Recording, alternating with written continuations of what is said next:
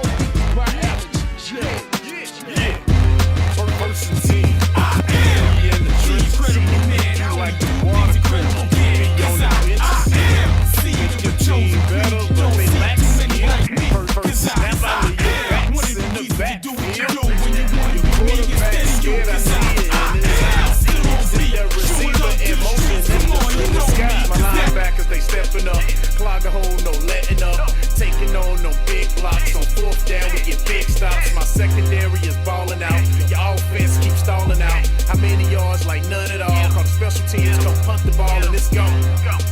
And you never see me fair catch. I get a block and then I'm gone like a Lear jet. My helmet on, pass strap tight. My jersey shining in them Friday night lights. Win, we just came to win. Win, we just came to win. Friday night lights. Friday night lights. Win, we just came to win. Win, we must protect this house. I'm in a huddle talking to the Hawks. We gonna run it down their throat soon as we get the ball. Come out and fire off the ball, we going on one. My skill position so proficient, break for long runs. Come out running that option, that mean I got the option to keep that or pitch that. Defense, they gotta fix that. 4 receivers, we spread them out in the shotgun. Hot reads, I got some. My tight end so awesome.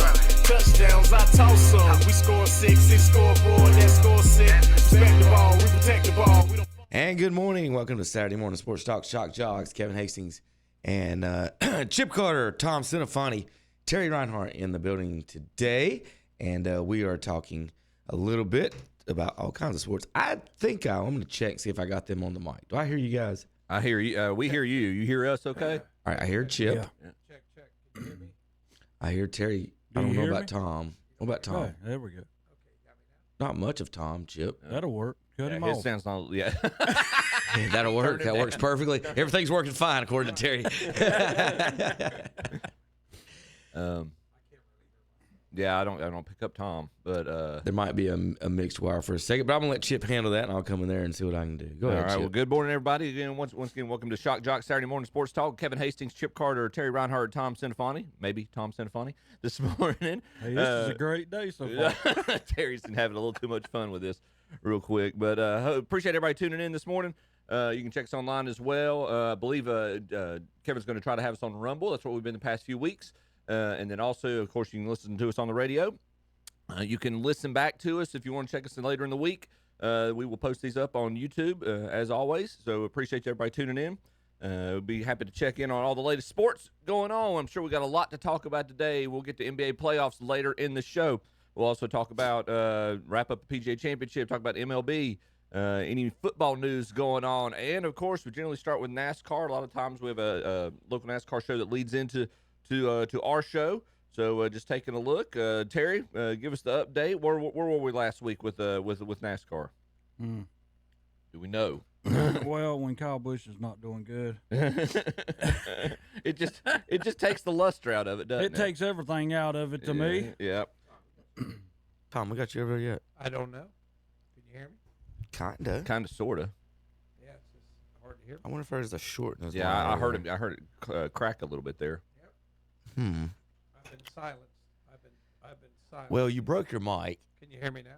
Kind of, sort of. Actually, I'm going to switch something out for you here in a second because that's weird. Yeah. Because that don't sound right. So I'm gonna check on that. Go ahead. I saw Terry. It was All-Star weekend, All-Star. Terry. It was. Yeah, that's right. That's pretty bad. We couldn't remember it was they were in North Wilkesboro for the All-Star weekend this past week. That's right. So, how do you feel about the? I'm very pleased about them bringing North Wilkesboro back into the fold. Definitely, I'm with that. This is second straight year they've done the All-Star race at North Wilkesboro, though. Yeah. You got thoughts about that, or what's your feeling about? My whole feelings about this, Chip, is if you're in the top 10, you have a chance. If you're further back than that, chances are not good. Well, that's just, I mean, it's hard to pass there. Yeah. And you're going to have a lot of breaks. It's going to take you a long time to pass people. If I'm starting 30th, my chances, which they only 23 cars, but if I'm starting 23rd, it's going to be hard for me to get to front starting 23rd. Well, and that's one of those with North Wilkesboro, to your point about how difficult it is to pass or how difficult it is to move up if you're outside. You have to knock somebody out of the way. Can y'all hear Tom now? Yes. Okay, it's probably really loud too, isn't it? A little bit. Okay. All right, Tom, whisper till I fix it. But we were. It's a little loud. We were going so well, Terry. Yeah. I know Christopher Bell won the race last week. Yep. Logano was probably the better car Mm-hmm. until the end, and he couldn't keep up with him. But I mean, it's an all-star race, $1 million, and I did like it for second place at $100,000 for second place, and then everybody else, I guess you just here for nothing. I appreciate the fact all the effort they did to reinvest into North Wilkesboro, bring it back into the fold. I'm very proud of that, and put it in the circuit. Put it, have at least one race there in the year. Well, that's what the guys want. They want the points race there, not the All-Star race. Right. Actually, Well, the novelty of reintroducing it last year, I get that, but after that, okay, put it into the rotation, and put the All-Star race somewhere. I mean, I think it historically being at Charlotte, and maybe I'm a homer, but it made sense. Generally, obviously most of the teams are based out of Charlotte, or they historically have been based out of Charlotte. Easy travel for them. Charlotte was very, Daytona in its own way is the NASCAR capital, but there's also an argument that could be made. Charlotte's got a claim to that as well. Hall of Fame obviously is uptown. So I think that was the original purpose. Right. Was on the with the Hall of Fame being here was the All-Star and those two together. The problem was it was a bad race. Yeah. The new car made it a good race, and now the guys want to actually bring it back because Charlotte historically was whoever got out front, they were gone. Like, you're not catching that guy. Yeah. Well, ask Martin Truex. Yeah, and Jimmy Johnson. I'm saying if Jimmy ever got out in front of Charlotte, I could just sit there and eat popcorn all day. I knew it was Martin over. Truex led all but maybe 10 laps. It was a 600-mile race. So it's changed a little bit. I'm with Terry on this one, to be honest. I wouldn't mind the All-Star being at Talladega or Daytona, so anybody could win. Anybody can win $1 million. The problem with those big old tracks, Terry, there's only 20 cars out there would be in the All-Star or whatever, and that's what they face in North Wilkesboro, and that's why the guys want a points race in North Wilkesboro, is because then you'll have 40 cars on the track, and those leaders will be catching the people behind you and causing trouble. So that's the reason that everybody wants the points race there as opposed to the All-Stars. The All-Stars kind of it's to me, it's a novelty. They could put it anywhere, to be honest. If they're going to do I don't think it's that big a deal. Right. There's NASCAR fans complain about everything. They're like like we talked last week, that some of the golf fans out there. If they're going to do a short track, I would say do the iconic one, put it on Bristol. Put it at Bristol. That would make it, I mean. Well, here's my deal. I think if we're going to do this, let's go back to the start of NASCAR, and let's put it in this vicinity: Tennessee, North Carolina, South Carolina, Virginia, if they had track, etc. in this area. We're not going to Kansas. We're not going to California. We're not going to Texas or Minnesota or wherever, or Michigan. We're going to stay right in this area for your All-Star race and rotate it. Yeah, I'm not necessarily opposed to rotating it. I think that would be that adds a little excitement, or a little to differ or change it up every year. And I know them people out that way going to be like, well, what do you mean getting rid of us? Well, it didn't start with you. That's right. No, I get that. Keep it regional. And I guess that's a tip of the cap where in the early 2000s NASCAR really seemed to forget its roots, or the organizers did. That's a good compromise. The tip of the cap to, okay, this is where the sport this is where the sport started and really planted its roots. Well, this week we are in Charlotte, and not for the All-Star race, the Coca-Cola 600 Memorial Day weekend. I want to welcome everybody. If you are watching, if you are listening to this show right now, 92.9 FM, 59 AM, you can watch live on Rumble right now. I clicked a button, Chip, trying to make it live on YouTube. I don't know if it worked. I'm going to check it in a minute. I've been hitting a lot of buttons without the great JP here. So I'm doing my best here on those. But it is the Coca-Cola 600 this weekend in Charlotte. This weekend's schedule for the folks that want to know. Well, I just lost it. How about the weekend schedule? That's the button I need to press. How about we show the folks online the weekend schedule as well? Because I know some of you guys out there listening to Raceland and excited about this weekend. It's always a great weekend to go out there and see the race. 600. Terry, you got any tips for anybody going out to 600? Pack a lunch and a dinner, maybe. The weather's not supposed to rain, right? Well, I know some people. Yeah, you know people. Yeah, quite a few. I'm sorry for those. You know some people. But I do know a group that's going that they're kind of lucky. They get up in the press boxes. Oh, that's not going to a race. Huh? Yeah, but they got all the food they're gonna need. Yeah. I was gonna say, are they tailgating before? You know, no, it's food's that's right not, there that's for not them. real racing. You know, that's not real. That's not. But I'm proud for them. But they're gonna see it. My granddaughter, she'll be there to watch the race, and neat. she's not gonna know what all this is about when she'll she love says, it. She'll "Oh love it. yeah, she will," in the air conditioning and everything else. Yeah, that'll be a great race for her. Heck yeah, well, if you want to take a nap, right there's you a nice little cushioned seat to sit back in and to go, you know, whatever. Tom, did you go to a race if you can't walk out of there with like half your arm sunburnt and then with a farmer's tan? You know, you look like you got a wife. You had a wife beater on. Well, what happens if you're in is- the air conditioning at the race? Well, I don't yeah. know. I ain't never heard about that. What happens at a typical race is you get there in the morning and you got your Bojangles or your chicken wings or whatever, and then after a few cool beverages, you kind of forget where you're at, and that's when you wake up with the sunburn and all that stuff. I mean, that's just part of it. But 600's a fun race to go to. I think I went in 98 or 99 and just had a good time. You know, you just go out there, just wherever you're at, just throw a blanket out there, you know, sit down, eat some chicken wings, go in and watch a race. Now, you're going to be out there all day. You know what I mean? If you go, it's an all-day event. You're there in the morning, and race doesn't start till 6. You know, so you're going to be out there a while. Coca-Cola 600. Hey, he's got Nice his hat. There you go, sporting the right But weekend. here's the deal. This in 2020. So what happened in 2020? Was there? Nobody was at the race. Yeah, That's weird. Yeah, it's just weird. Thank God, Yeah. nobody was there. Yep. That's what Terry went all by himself. Do we have? Is there The anybody? tickets are sold out.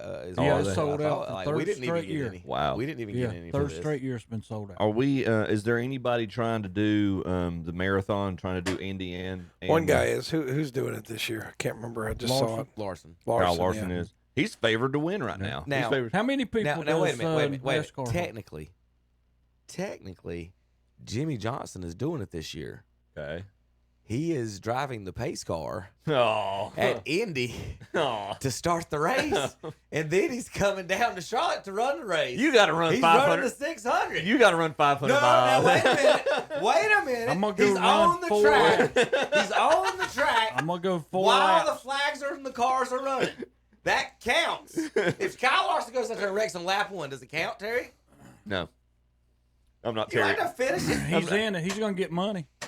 Jimmy's getting paid. But you can't say you did the marathon. You Well, can't. I'm just saying he's gonna get some money. I got to look up who he's driving. He's driving somebody famous too as well in the fastest lap. Whatever. You got they any call it. problem with somebody? Wasn't there an issue with this last year? Larson. What happened? It was the same thing. Rain out. It was rain, and Larson. Yeah, he Now, stayed and finished the end. This year's problem that Larson has is that the president is attending the Indy 500, and so the airspace is restricted for certain times. So depending on when Larson's done with the race, or the president leaves, they don't know when Larson can leave right now. But wasn't he late last He year? wasn't. Somebody was in his car for him. That's right. It's Yeah. the 600, and then Yes. it rained out, but it didn't matter, Okay. kind of, but like. So I don't know how to explain that. Right. I got you. All right. So Jimmy Johnson is driving the 2-seater pace car with co-rider Tom Brady. So 2 7-time champions will be leading the pace to start the Indy 500. I think that's fake. In the back seat, they should have Richard Petty. In the back seat. God. At Indy? Do you No, think, first of all, no, Terry, Indy. do you think Richard Petty's sitting in the back seat of any No, car? he's not. He's not. He's You saw not. what he did when they let him in on the track at Daytona a few years ago. That's right. He He's kept gonna on bump draft driving. the president if he had a chance. Yeah. Now, I do get, speaking of bump drafting the presidents, I got to do something funny to show you in a minute from Junior Johnson, some highlights from him. I was going to go over the schedule this weekend real quick for all our folks. All right, so if you want to know what's going on today, Xfinity Series qualifying at 11 a.m. More Xfinities. No, it's practice at 11 a.m. Qualifying is at 12:10. Okay. Cup Series practice is at 1:30 today. Cup Series qualifying is at 2:40. Xfinity Series race today, 4:30 p.m. KTC broadcasting here on 92.9 FM. Tomorrow, let me get up to tomorrow's schedule. That's Saturday. How about Sunday, May 25th? 600 begins at 6 p.m. Of course, it'll end under the lights here on KTC Broadcast. You can hear it 92.9 FM. Now, like I said, I do got you guys some fun racing highlights. Speaking of Indy, they're doing important things over at Indy. How about we go over for some highlights? How about the Wiener 500? And obviously, I don't think we can see that. We can't. We're going to fix it, though. Be ready for it. Be ready for it. When I hit the actual audio, it's going to work at some point. Let's see. Let's go with the speaker. There we go. Drops out of contention. Dog race out there All right, here we go. Listen to the audio. Someone's overheating. Someone's overheating. No. We've got smoked buns. We've got smoked buns. No, that is an over-grilled dog. That has overcooked it, and that is not going to end well. After all of that impressive pace. The leader blew an engine in the Wiener 500, Terry. Would you like to be announcing this, Tom? Oh, my God. I think they're doing a great job, them guys. Well, I was going we used to have racing over at the fair when Calvin was in charge. What would you do, Tom, if he called you to ask you to do the Wiener 500 over at Cleveland County Fair? Why not? Let's do it. That'd be fun. That'd be fun. Now, what's funny about that? That's not the only highlight. I've got more highlights from the Wiener 500, obviously. How about this call? Now, you heard the last call, right? That was a good one. This is a good call as well. But you got to listen to the very end and see if you catch the announcer. All right, here we go. Look at this pass that just happened. It was something for the ages here. Yeah, just a little bit of a bobble coming off of turn 2 really just allowed that car to get swarmed, get swallowed up by the competition, losing 3 spots, falling down the order. Frankly, a phenomenal move. Look at this. Frankly, just happened. It was a phenomenal move. That guy. I've been hearing that in my head since I've found this highlight. Frankly, a phenomenal move. That guy does the Formula One races. That needs to be part of our Shock Joxx lexicon from here on out. Anna listens when on Sunday they have the Formula One, and you know the difference between that is those races are like 90 minutes. I mean they're not very long. But she, as an engineer, has an appreciation for Formula One. Did she have a favorite driver? She likes the Ferrari team. Lewis Hamilton. Yeah, well, she doesn't really like Hamilton. There's an American in Formula One now, and I can't remember his name, but she usually her Italian roots. Did she like Max Verstappen? No, she hate. We always pull against Max. We hate him. But I had to pick a driver. He's pretty good. Yeah, he is. But he's not as dominant this year as he was in years past. But I had to pick a driver. And, I don't really care about this stuff. I just watch it because she watches it. But just like that guy right there, he would say, George Russell, George Russell. So I think he's Team Mercedes. Mm-hmm. So, I pretended like I'm a George Russell fan. I got a 63 T-shirt and all this stuff, I ordered one. So now I'm like a George Russell. I'm like a quasi George Russell, just so I have a driver I can pull for. So, and then Anna will say, well, George is third. It's like he never wins. George Russell never wins. He's always second or third, the best he could do. But it is pretty fun. That guy does that little British guy does a good job. We just saw one of the wieners catch fire and blow up.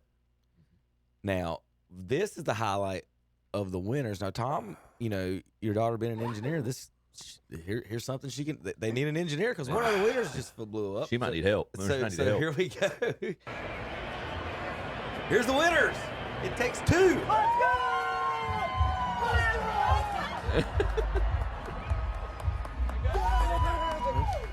We got Oscar Myers for life. Yeah. Is that what you win? What's the prize? A bucket of wieners.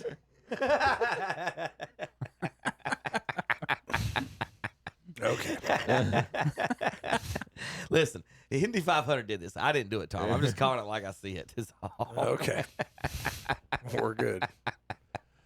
This is like the Memorial Day weekend version of the hot dog eating contest. It's just such an American. It's just so American. You know what I mean? It's just so that is just so American. It's just so, It reeks of America on the Oscar Mayer Wiener race. Yeah. I mean, where else could you have that besides America? Mm-hmm. But when Anna goes on cruises, Chip, that's one of the discussions. You can discuss Formula One with with people from Britain and all that stuff. They like that kind of George, stuff. what's his name? George Russell. Okay, George Russell. I'm gonna keep an eye out for results. You just gotta pretend like you guys have to pretend like you're a fan. I'll be a George Russell fan. George Russell. I'm gonna start sending Tom text while Formula One's going on. Mercedes. Now he's Team Mercedes. Yeah. Russell's Mercedes. Terry, how many pretend NASCAR fans will be in the stands this weekend? Pulling for. Yeah, I know there's going to be a lot of Kyle Busch fans on the edge this weekend. Tom. I know, it's been man. a while. They keep waiting, Yeah, man. Husbands everywhere are just desperate. Kyle Busch husbands everywhere. Die for They're going to be an explosion in the United States. baby boom, 21st century. Next time Kyle Busch wins, 9.5 months later. That's right. More babies. Well, this weekend at the 600 is actually number 700 for Jimmy Johnson. I got a little video for you. 700 starts. Jimmy Johnson in his first NASCAR Western Cup race at Stacy Compton. Jimmy Johnson off turn 4, sixth in points, leading rookie on the tour. He's going to win his 13th start. Jimmy Johnson is the 2006 NASCAR Nextel Cup Series champion. To be the champion, it's everything I've ever wanted to be. Away from the championship.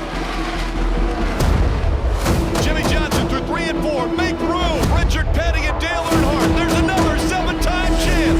Jimmy Johnson wins his 7th NASCAR Sprint Cup championship.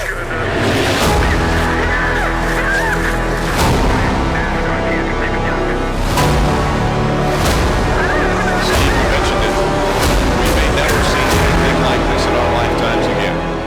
The championship is going to go to Jimmy Johnson, and if you don't think he's going to be one of the greatest, think again. Then making of the 7th championship as Jimmy Johnson climbs out of the car.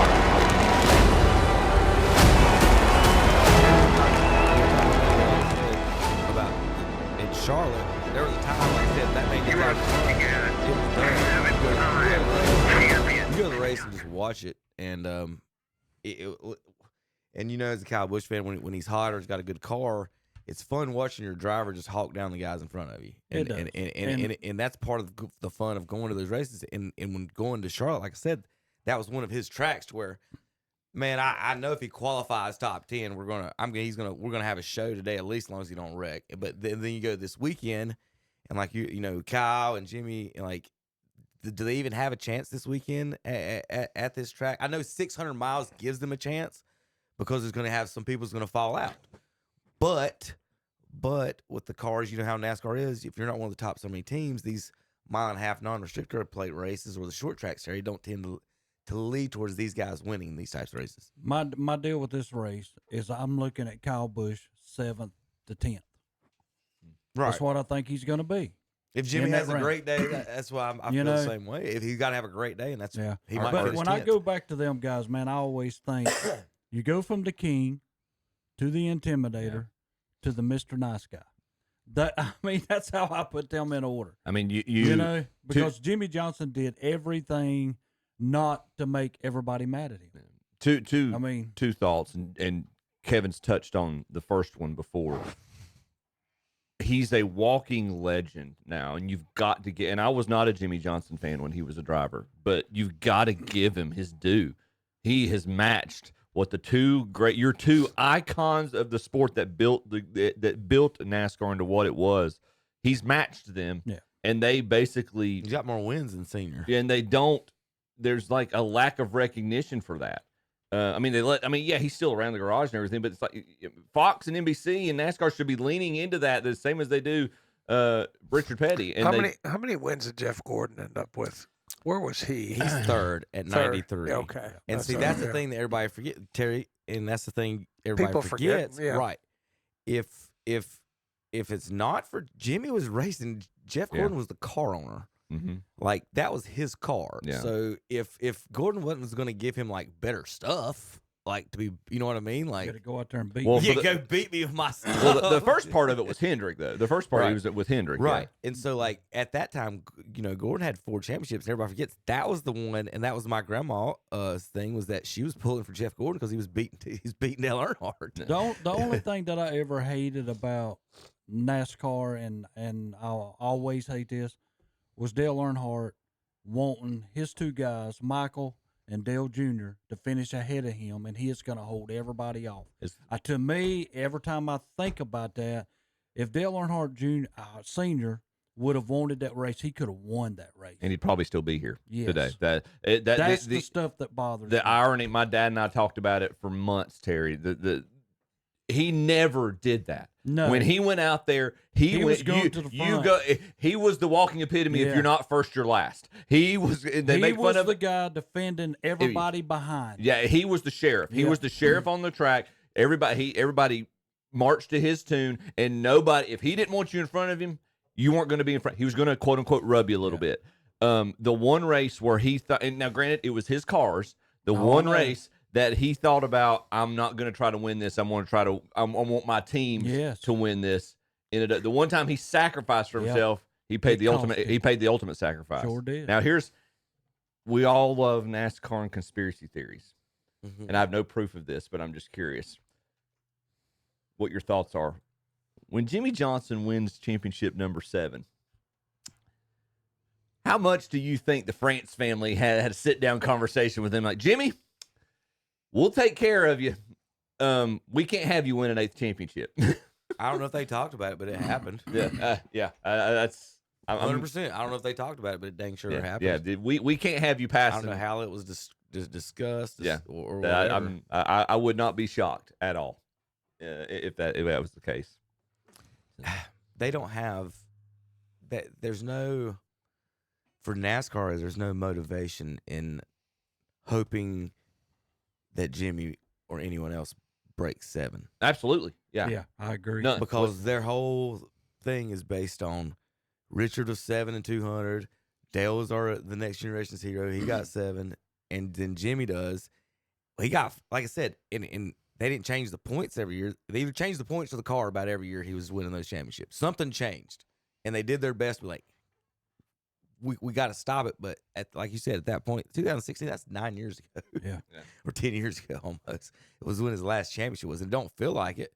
But you're right, Chip. They have no incentive allowing or wanting someone to win more than 7 championships. And I don't think they ever thought it would happen. I just don't think they ever thought it would get there. Yeah, exactly. When That's why they kept brought changing the thing. The NASCAR Hall of Fame, I think along this line, they found out they've put too many people in. When whatever Hall of Fame you have, whatever Hall of Fame, got to Fame, be really selective. Yeah, there should not be a requirement for we need to have so many people every year. That's a market. That makes it a marketing ploy at that point. No, you earn it, and if that means there's nobody that earns their way into Major League Baseball, that's right. As twisted, as messed up as that process is right now, they don't require anybody. There's been years they've had nobody elected to the Hall of Fame, and there's nothing wrong with that. That's right. If you're feeling like you have to force people to be voted into the Hall of Fame on an annual basis, at that point it really waters down those who are in the Hall of Fame. And I look at it like this, because this year they left Neil Bonnet out again, so they always have a spot. If there's only going to be one, it could be just him. Right. I mean, because I think he needs to be in it. But I mean, they've watered it down so much. They let so many people in. Yeah. I think it's going to hurt them in the long haul, because there's not that many people jumping over into NASCAR to want to be in that Hall of Fame. I mean, I'll say the most unpopular thing about the Hall of Fame right now. Do we really think? And might go down as the most popular. He'll go down as the most popular driver of the 21st century, or at least the first part of the 21st century. Performance-wise, do we really think Dale Earnhardt Jr. is a Hall of Fame caliber racer? He won 26 races. Yeah. He's 36th, 33rd all time. Well, no championship. Yes, that's correct. No championship. People behind him without championships. Ricky Rudd's in the Hall of Fame of 23. He was my favorite driver as a kid. I don't think. Davey Allison at 19. Buddy Baker at 19. Harry Gant just got elected at 18. Yeah. I think they just let anybody in. That's the problem. It's watering it down. Cannot do that. And I'm not I loved watching Harry Gant. Ricky Rudd was my favorite driver growing up. These guys, I mean, it does not make them a Hall of Fame caliber. How many races did Neil Bonnet win? Neil Bonnet? Mm-hmm. He's on down. Yeah. Neil Bonnet. Glenn Woods in with 4 wins. I don't even see him on the list. Neil Bonnet. Sterling Martin had 10. Neil Bonnet won 18 races in the NASCAR Cup Series during his career. Well, what about Dick Trickle? There's Neil Bonnet. Yeah. That's the one. Tom had already jumped over. You know what people forget though? People forget how many races that Darrell Waltrip won. He has more wins than Jimmy Johnson. He has more wins than Cale Yarborough. And he has more wins than Dale Earnhardt and Kyle Busch. And he won a championship. 3. And he won a Daytona 500. I mean, he's yes. We're gonna go to break, but I have to complain about something real quick. I sit there and watch this video on my phone. I swear I saved it. I can't find it, but there was video of Junior. We didn't watch this last week, did we? Junior Johnson hitting Bill France, did we? Mm-mm. No. Like I cannot find it. Look, I had it on. I know I watched it on my phone. I just typed it in Twitter and it looked. It's gone. No words of Junior Johnson pace car Bill France. I sit there and watch this. There's a video of Junior Johnson getting mad, and Bill France was in the pace car, Terry, as the guest rider, and they penalized Junior for reconciling. It was the celebrity race, and they penalized Junior. They tried to put him in the back of the field. And in the restart, the old NASCAR rules were that you race side by side and try to get in front of the lead or whatever. Well, he tried to do that, and they told him no. He didn't care, so they black flagged him and tried to take him out. So he side jobs Bill France in the pace car, and they have to stop the race. Bill has to get out the car before he gets hurt because Junior's trying to T-bone him. I think it's got taken down. Why would that be taken down? Yeah, I'm on YouTube, everything. I'm on X right now. You can see the clip on the Google search. Junior Johnson was ticked. And I typed in Junior Johnson hits Bill France on video. And I swear I just watched. There was like a document. It was like a 2-minute video on. Yeah. Hey, watch Junior. He gets spun out right here. You know, it was the announcers and everybody talking about it. But yeah, he hit France, Terry. He just sideswiped through there. France guy. He's like, I'm getting out of this car. He had his cowboy hat and everything. He didn't have like a race. He had nothing. No race, nothing on. All right. Well, I told y'all what it was. Is that it? Yes. It's on. What should I type in? Tag me on it. Yeah. Tag Kevin Hastings. Well, I'm not on Facebook. I just pulled this up. What'd you type in? I did on Google. On Google, I typed in Junior Johnson pace car Bill France. I did that. And then it's on Facebook. Facebook NASCAR Golden Era, and then it says pace car protest only Junior Johnson when a penalty didn't sit right. So, okay, we'll try to watch this. Here we go. I don't know if the volume. How do you do volume? Maybe I don't know how to do it. Trying to show the fans at home, but it's. Oh, how about that? Here we go. Apparently trying to converse with Bill France Jr., the president of NASCAR, who's driving the pace car. He actually touches him. No, he wouldn't touch the pace car. Well, I don't know. You can expect anything from Junior Johnson. He does touch it. Junior Johnson in car number 3, doing what every Winston Cup driver has always wanted to do. Run into Bill France Jr. on a racetrack. Hey, what's happening? I'll tell you what's happening. They're going to stop the race. This looks like a typical Saturday night shootout. And they're holding the cars down here on the track while they get this thing ironed out. Let's take a look again at what happened. Okay, there's Johnson up beside the pace car, and he frams him, knocks France down into the grass area, then Junior pulls away. Billy France is bailing out of that pace car. He's had all this he wants. Well, he's trying his best to move around Tim Block, and Block knows how to hold him off. Boy, they get together there pretty good. Junior Johnson into the side of 67-year-old Tim Block, straightens him up, and here they come for turn 1. He's just out there Look at hitting everybody, Block, Terry. he's going to try to turn back into it. That could cost the Junior a tire out there. Oh, goodness. Terry, what do you think about that? That's hilarious. It could cost him a tire. Yeah, okay, you don't care. All right, we'll be back in There's no JP. We might be back in a few. That's right. We're going to get back. We got a lot more to touch base with you on this week, this morning's show. We're going to talk NBA playoffs. I'm sure we'll talk football, college football, reseeding of the college football playoff. We'll talk baseball and more. KTCBroadcasting.com. Happy Memorial Day from the Campers Inn in Kings Mountain. And to celebrate and honor our veterans, the Campers Inn invites you to come by this Saturday for free hot dogs. Now that's the deal.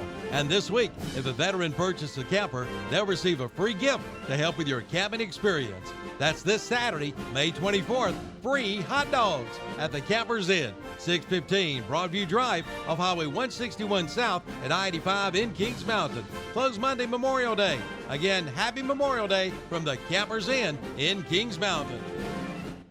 Are you in the market for a new mower? Well, if so, head to Bean Brothers Hardware and Landscaping in Lincoln. Right now, you can get 0% financing for 48 months with approved credit. That means a brand new Husqvarna tractor-type mower is only $89 per month. And they have the lowest price on pine needles, just $4.25 a bale. And in the big greenhouse, large hanging baskets are $19.99. Bean Brothers Hardware and Landscaping, 969 Reachville Road in Lincoln. Online at beanbrothershardware.com. Why choose Kubota for your new compact tractor? All the options in the market can make the choice difficult, but don't lock yourself in before you've seen what Kubota can offer. We've been selling reliable tractors in the U.S. for over 50 years. Your Kubota dealer can help you select the right tractor at a price you can afford and then support your purchase after the sale. Stop by your dealer today for a tractor you can count on for years to come. Your Kubota dealer in this area is Parker Farm Service, 126 Bessie Drive, Kings Mountain. It's Tee Up Tuesday, each and every Tuesday at the Westport Golf Course in Denver. Tee it up and play all day, as long as you like, for just $30. That includes cart and green fee, and you can play for $30 on Tuesdays at the Westport Golf Course in Denver. For your tee time, call 704-489-8088 or visit their website at westportgc.com.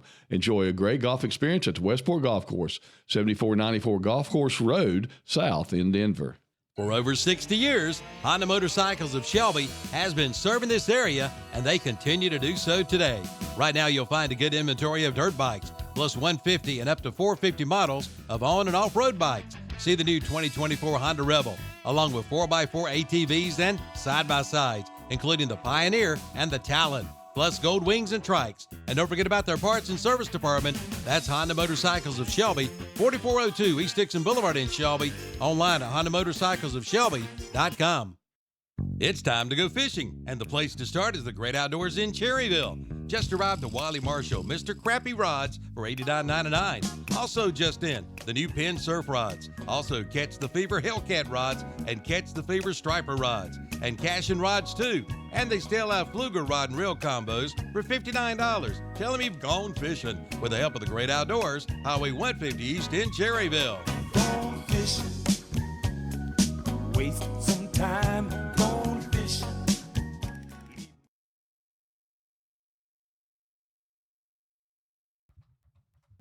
And welcome back to Saturday morning's Shock Joxx Sports Talk Radio here. Kevin Hastings, Chip Carter, Terry Reinhart, and Tom Sinafani.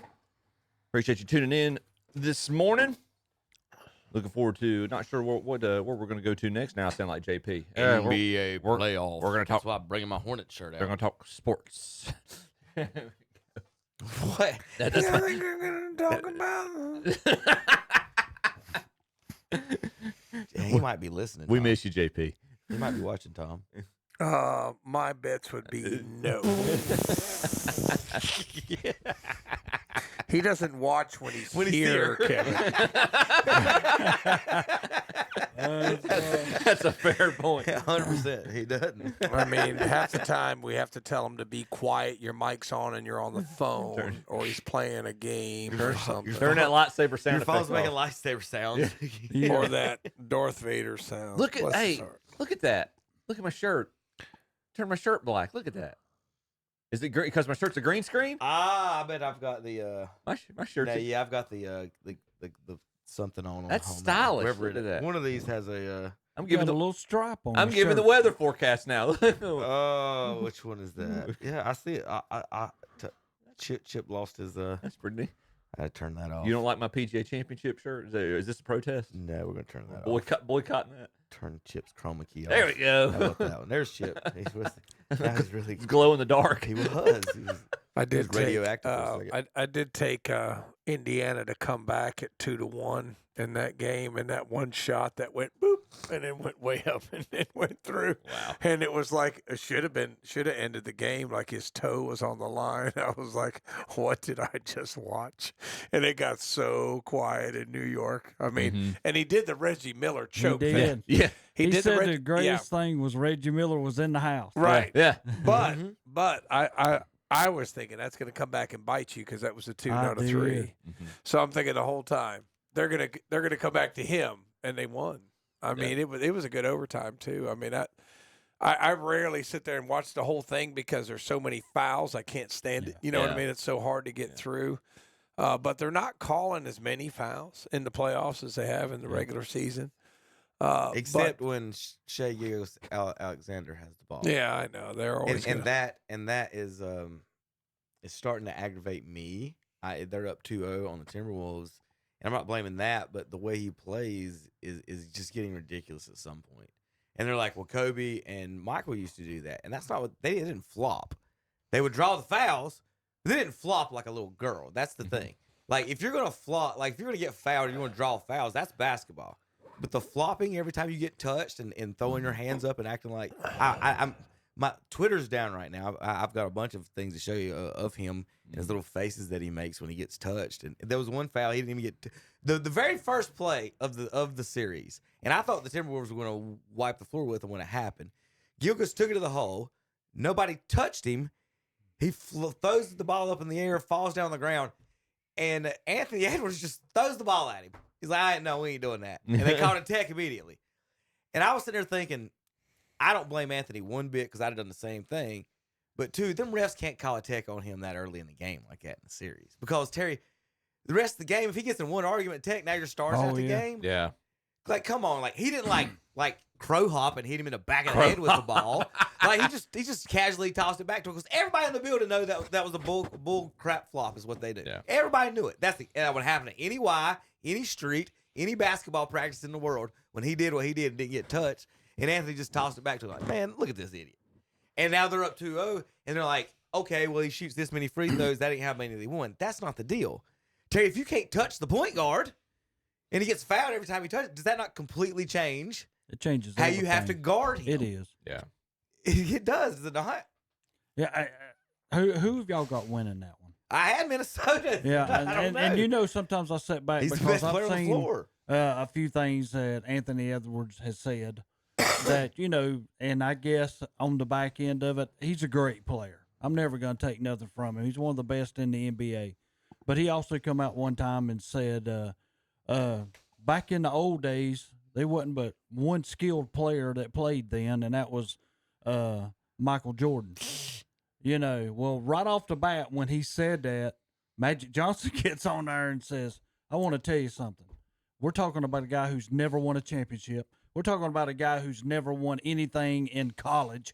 And he says, this guy's talking about this stuff? These kids don't know anything. You know, they do not know. There's no point in asking them anything. No. There is. You know, because Anthony Edwards, should have never come out of his mouth. No. So Edwards in the last game had 39 points, 9 rebounds, 6 assists, no turnovers, 1 foul, and they got beat by 15. Yeah. So, like, again, like, if you don't have any help, here's their other starters. You got 6 points from Julius Randle. Like, you can't have that at all. Yeah. He's got to have 20. And you got McDaniels with 22, Gobert with 5, Conley 3. This is almost like Jordan versus the It Pistons. is. It is. In a different context, but it's very, very similar to Jordan versus the But Pistons. like, how does Terry? You sit there and watch Caruso playing defense. How quick would he foul out if he was guarding Alexander? They would not allow him to do anything he does against Alexander, would they? No. The Wolves can't touch Alexander without getting a foul, and Caruso's allowed to just maul Anthony Edwards and everybody else. I don't get it. I get the fronting, the low post play. I don't mind it, but don't call the that hand crap that Alexander's doing outside the 3-point line. He's grabbing the defenders. Yeah. And man, he did that to McDaniels the other night, and they're friends. He just shoved him. He's like, and they asked him after the game. That was one of the highlights I was going to show you. And they were like, "Well, why'd you shove him?" He said, "I wanted to get a real foul on him." That's what he get your money's worth. And honestly, Terry, you're down 2-0. That is how you should guard him, shouldn't he? Every time they call one of those little flippy flop fouls and he throws his hands up, as soon as it's over, shove him to the ground. I would do it. And you saw Alexander go to the ground. What happened? You got shoved. At some point, they got to end it. Well, they've got a chance.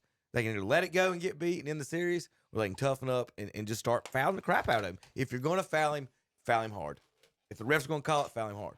Do you not have to? I agree. I agree. Yeah. I wish Twitter would come up. I had all kinds of highlights for that one, Tom. They're both now. Indiana takes a 2-0 lead. Both series up 2-0. Did we even pick the finals? I don't think we did last. We didn't get a chance. But I mean, you got Indiana up 2-0 going home. Yeah. To me, all they got to do is win one. Then you go up 3-1, and I don't see New York beating them 3 straight. Not after they lost game 1. Yeah. But in the other series, OKC's going up. I mean, they going home. I mean, they are at home, up 2 games to none, going to Minnesota. So if they can just pull one out. Well, technically, the series isn't over until the away team wins.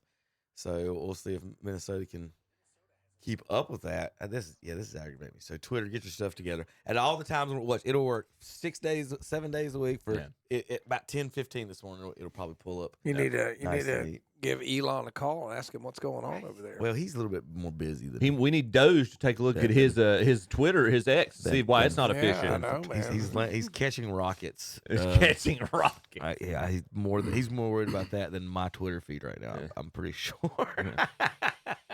Okay. I hope. Maybe he can get on it. Go ahead. I would tweet at him, but it's not working. I still think the 3 best teams going into the playoffs, healthy and gelling, were Cleveland, Boston, and OKC, but the only one still standing is OKC. I think they're still the best team, and they're proving it right now. It's against I would say the best athlete, best talent in the league. He just doesn't have enough firepower around him. So I think it's going to be OKC, and looks like the Pacers have.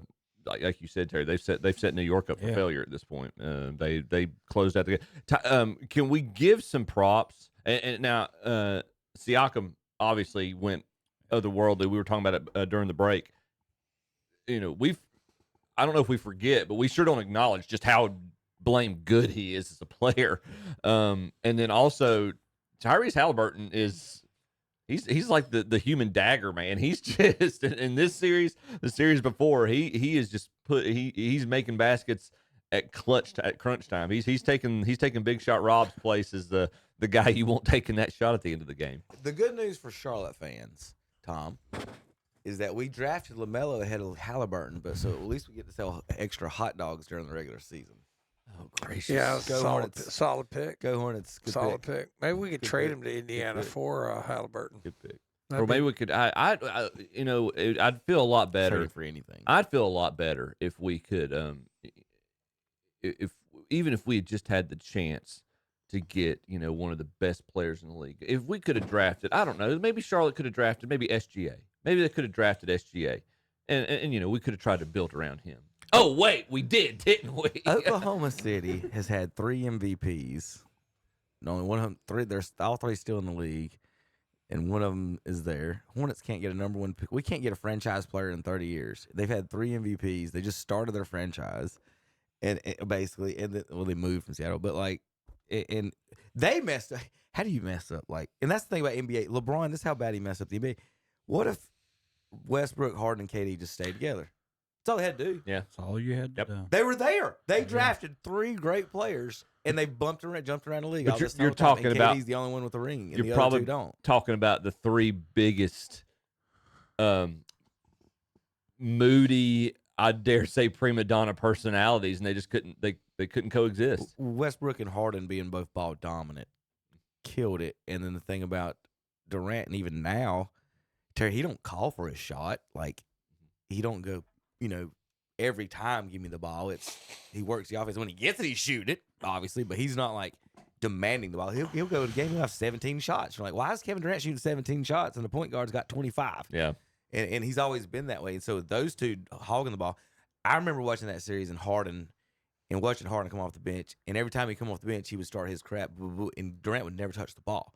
And I'm sitting there watching him like, they're not going to win this because of that. Mm-hmm. And then I thought from the get-go that it was Harden's fault that they lost that championship because of the way he came off the bench and played a lot selfishly, which is what you're supposed to score. But I think he forgot a lot about Durant and them. But what I was saying about OKC, though, back then, three MVPs: Durant, Westbrook, and now Gilgeous-Alexander. You just said Hornets drafted Gilgeous-Alexander as well, so we're good with that. We drafted Kobe, drafted Shea.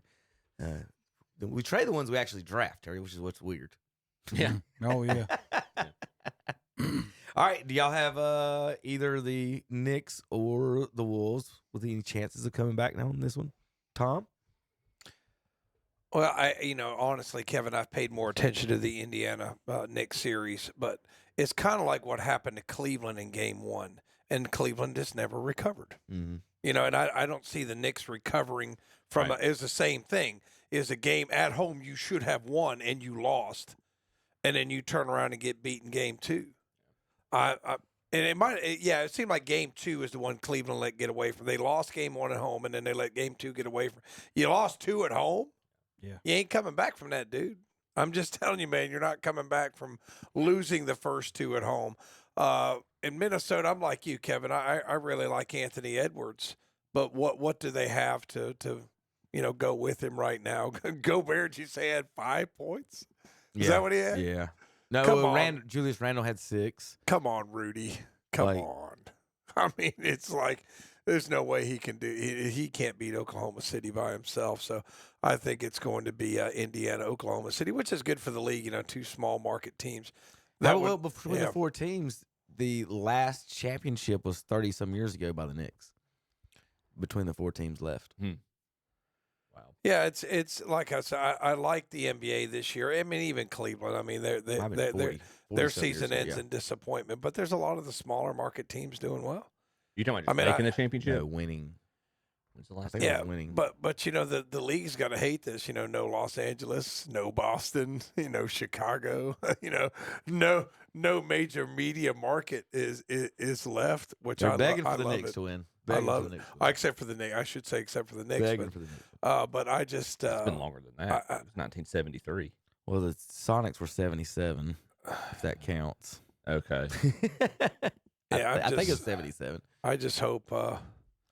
I just hope 79. At this point, one of those smaller market teams is going to win. Going to win the championship. I'm going to enjoy that. 46 years. Yeah. Oh, since one of the teams in 79. One of the New York Knicks fans had an old John Starks video where he got knocked down and he gets up and hits it. He goes, "We got knocked down. We can get back up." I said, "Son, you don't lose 2 at home." He was a plumber, wasn't he?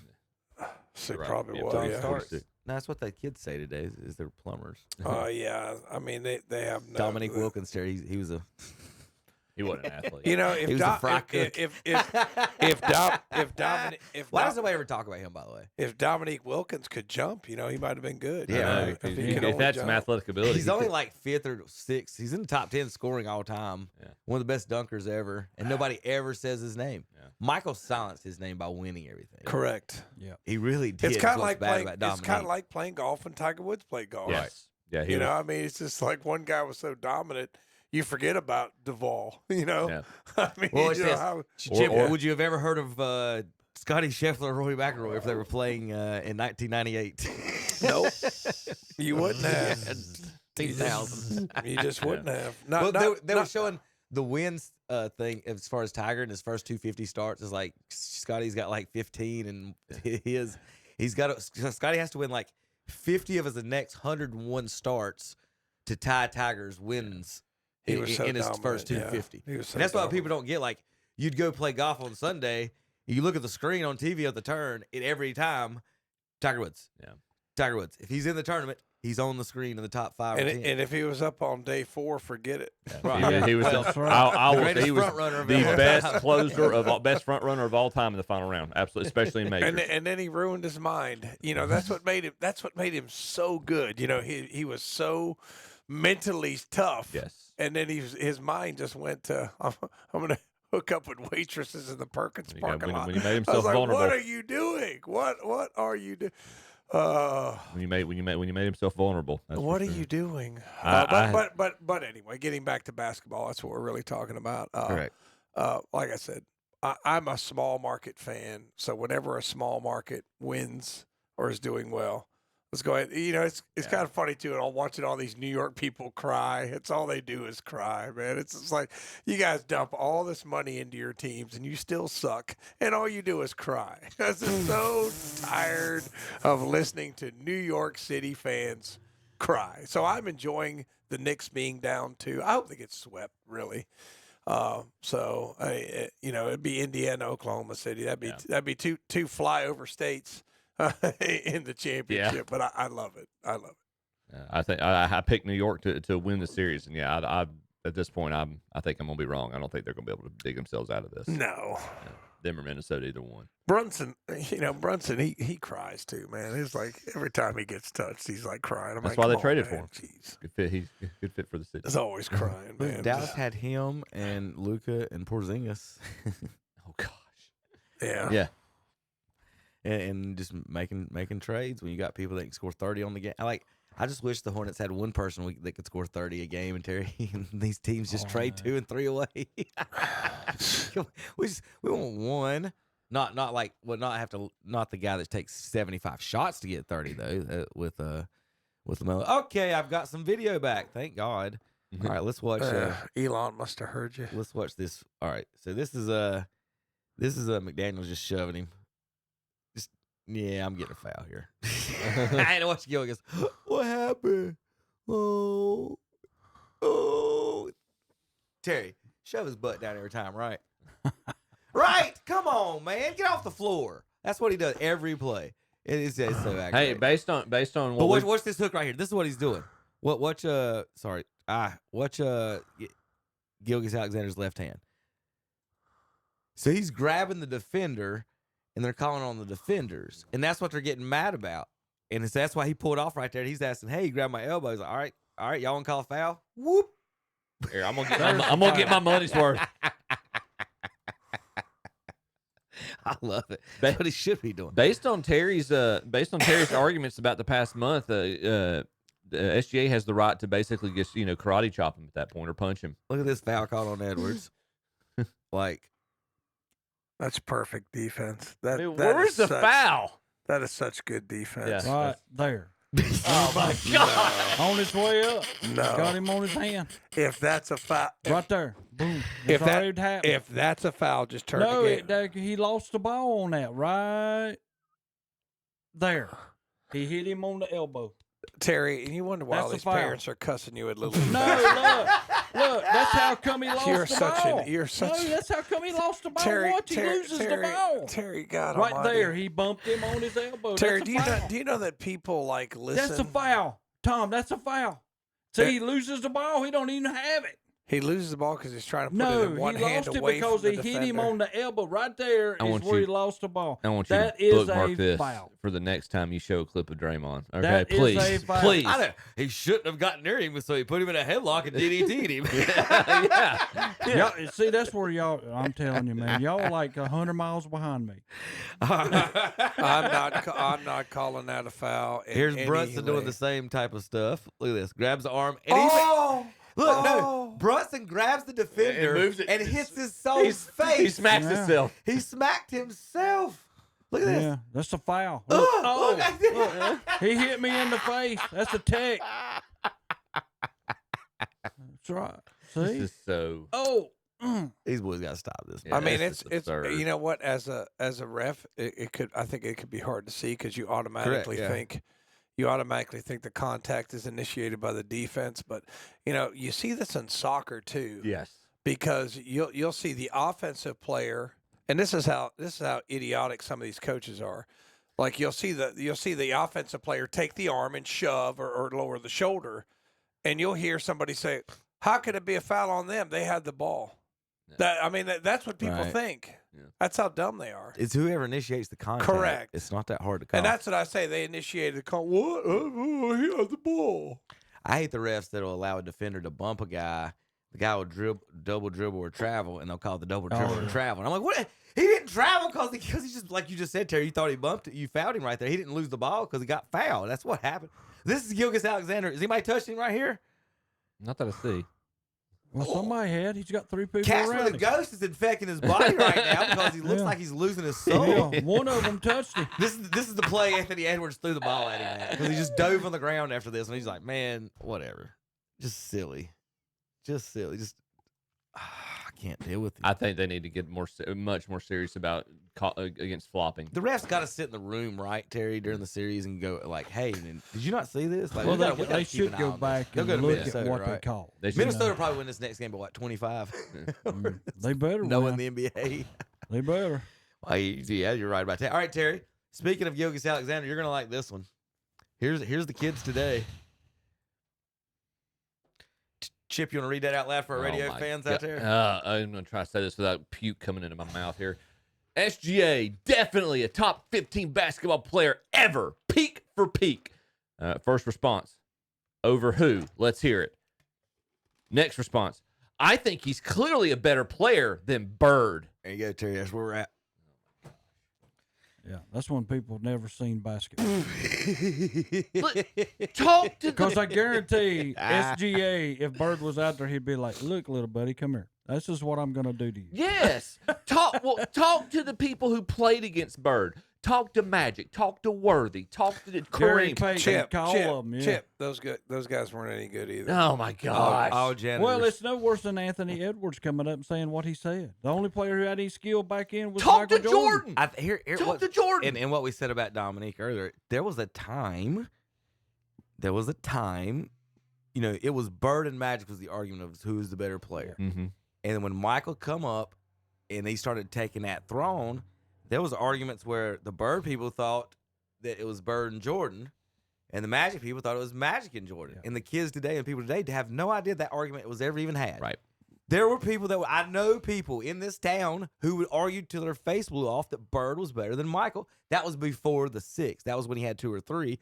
I remember that. That argument. There's the reason Nintendo came out with Jordan versus Bird one-on-one as a Nintendo game, you know? Right. So they don't get. They can sit. I tell you, how can they sit there and watch Jokic and watch Luka, and then turn around and say the Birds of the worlds and the Dominiques of the worlds couldn't play today with more spacing and you can't foul them. Like think about it. And that's why I tried to tell somebody the other day. I was like, yeah, let me tell you about Larry Bird. He's Luka Doncic, but better. Yes. Yeah. Yes. Yeah. That's all I can say to you. He's Luka Doncic. However good you think Luka is, they were like, could Luka play? It was this SGA thing, the argument in that they were like, could Bird couldn't guard SGA and he would destroy him one-on-one. I'm like, if you would say that about Luka, then say it. But I don't think y'all will because y'all know better, right? Mm-hmm. They won't say Luka's going to get destroyed by anybody in this league one-on-one. But they'll come out and say Bird will get destroyed by the 8th man on the Charlotte Hornets. Bird was Luka, but before his back went out, Correct. Bird was Luka before in good shape. Correct. That's Bird. And probably a better shooter. I knew Terry would like that one. And plus, he could play defense. Yeah. Well, yeah. Yes, that too. And plus, he didn't cry the whole game. And he has eyes in the back of his head. He's an infinitely better passer than Luka. I think that's all I got on that. And it's amazing when you think of stuff like that. That's just like when Mikal and what was it? The guy from the Lakers, Kurt Rambis. Yeah. But they got in their fight. There was never a foul called in that play. Yeah.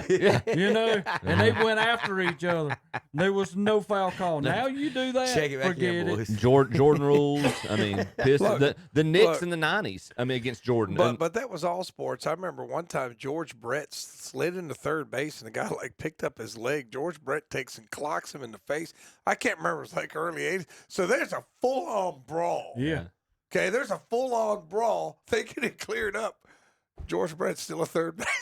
Yeah, that's what I'm saying. They didn't. No. Dude Nothing threw happened. a haymaker that connected, and they didn't throw him out of the game. He's still over at third base. Runners go back to third. Right. Yeah. Right. They put him back at third.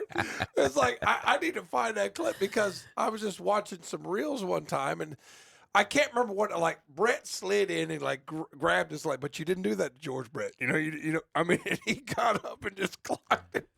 Bench is clear. Get it all, Bailey. Okay, Brett, you're still a third. I just got that out of the game because he's George Brett, I guess. I mean, anybody else would have been thrown out of that game. But they used to do that back in the day. It's against the Yankees. It was Greg Nettles. It was against the Yankees. Yeah, I mean, you need to show that clip, man. It's really, man, it's something, man. It's like, how's he still at third base? You know. Wow. All right, boys. This weekend's schedule here on KTC Broadcasting.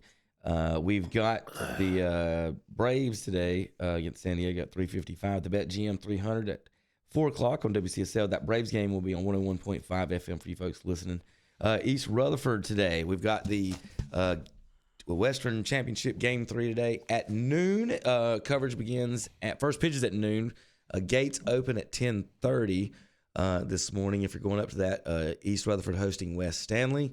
Coverage starts at 11:30 on WAGY FM 107.5. If you can't hear it on the radio, hear it online, WAGYFM.com, KTCBroadcasting.com. You can also go to YouTube and pull that up and listen to it there, audio with Brent Pasco and Brian Free. All right, when we come back, we got more to talk about. We've got, let's see, we've got NFL news. We've got some golf news, got a bunch of golf, and we also got some Major League Baseball stuff to talk about as well. We'll be back in a few minutes here, KTCBroadcasting.com. It's a gigantic closeout on last year's pool supplies at today's Pro in Shelby. They've got to be sold to make room for new inventory. Prices have been reduced drastically. You can save up to 50%. All pool supplies, including pool chemicals, they've got to go. And for those backyard cookouts, remember today's Pro does propane refills, and they carry Monessa and Empire Stove imports. That's today's Pro, 1325 East Dixon Boulevard in Shelby, online at todayspro.com. Like them on Facebook, too. They're waiting on you. Great deals on pre-owned vehicles at Oak Grove Auto Sales, Service, and Body Shop in Kings Mountain. On the lot now, a 2006 Acura MDX all-wheel drive, sale priced at $13,995. Also a 2018 Honda Odyssey EXL, only 70,000 miles, sale priced at $22,995. And a 2013 Toyota Highlander all-wheel drive for $12,995. Hurry on in now to Oak Grove Auto Sales, Service, and Body Shop, 522 Oak Grove Road, Kings Mountain, online at oakgroveauto.com. At Coyote, we're going to treat you like dirt because we hold dirt in the highest regard. We're honored to find it under our fingernails, lucky to be caked in it at day's end. It keeps us humble, honest. Dirt gets taken for granted by most, but if you know us, you know getting treated like dirt means getting treated with respect. Coyote, we dig dirt. Your Coyote dealer is Weston Sales, Highway 18 North, Highway 27 intersection west in Vale. This month's Scholar Athlete of the Month is Madeline Huffman of Kings Mountain High School. The award is sponsored by McDonald's, KTC Broadcasting, and WhatsUpShopper.com. Madeline is the daughter of Terry and Susan Huffman. Madeline is a junior at Kings Mountain and is a pitcher and plays shortstop for her softball team. Madeline has a 4.5217 grade point average. Her advanced courses include 2 advanced placement courses and 7 CCP courses. Her extracurricular activities include the Beta Club, Teens for Courage Club, and the Math Club. She attends Oak Grove Baptist Church. She is also a volunteer for the Boyce Memorial Church Pumpkin Patch. After graduation, Madeline plans to play softball at Western Carolina and major in biology.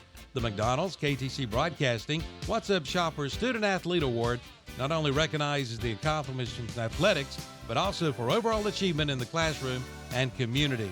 Sponsored by McDonald's, KTC Broadcasting, and WhatsUpShopper.com. You can book your tee times online at the Glen Oaks Golf Course in Maiden. Just go online at glenoaksgolf.com. Pick out your tee time and book it. Check out their pro shop, snack bar, driving range, and banquet hall. And memberships are available. For more information, call 828-428-2451. Or again, go online at glenoaksgolf.com and like them on Facebook too.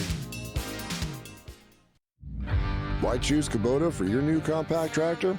All the options in the market can make the choice difficult, but don't lock yourself in before you've seen what Kubota can offer. We've been selling reliable tractors in the U.S. for over 50 years.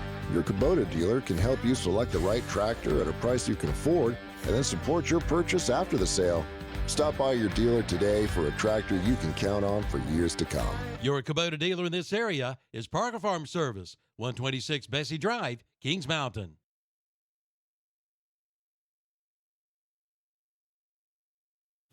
Performance meets power at Boyd Tire and Appliance and Boyd Lawn and Garden in Clover. See the new John Deere mowers, the Gravely mowers, and the Aaron's mowers. Ask about 0% financing for up to 36 months, plus a full line of Stihl and Echo trimmers.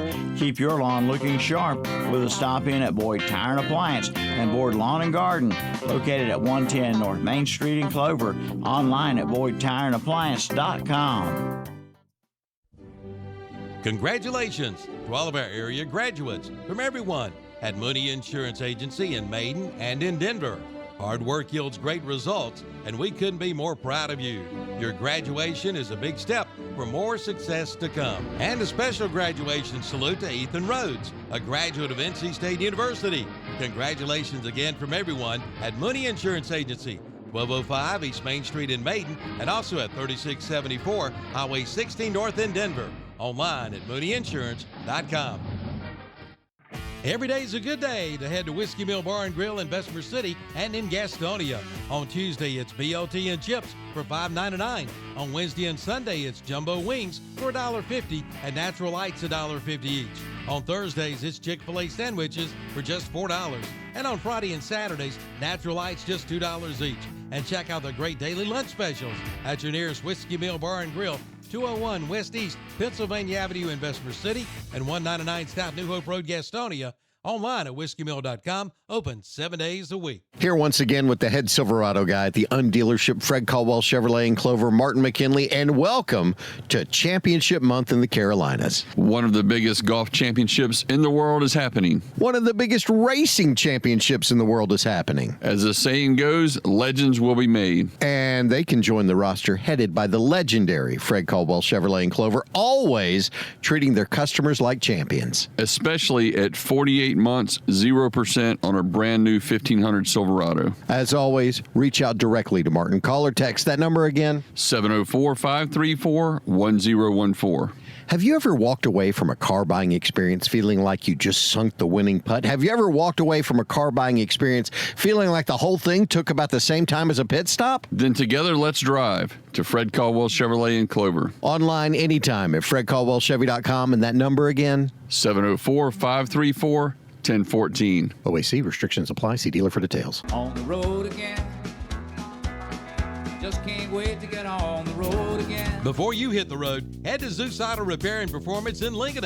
With over 30 years of experience, they promise you'll be completely satisfied with their work. From an oil change to brakes to a North Carolina inspection to a tune-up, they are there for you.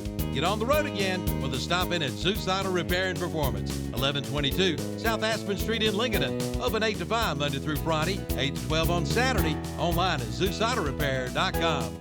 There's no background music or sound effects in this commercial as to draw your attention. Maxwell B. Hamrick Insurance has a long tradition of meeting the insurance needs of its customers. Maxwell B. Hamrick continues offering you the best policy possible by insurers that are proven and trusted. Make sure to ask about the companies they work with when you talk with one of their certified agents. Maxwell B. Hamrick Insurance, 116 North Main Street, Boiling Springs, 1719 South Lafayette Street in Shelby, and MB Hamrick. INS.com.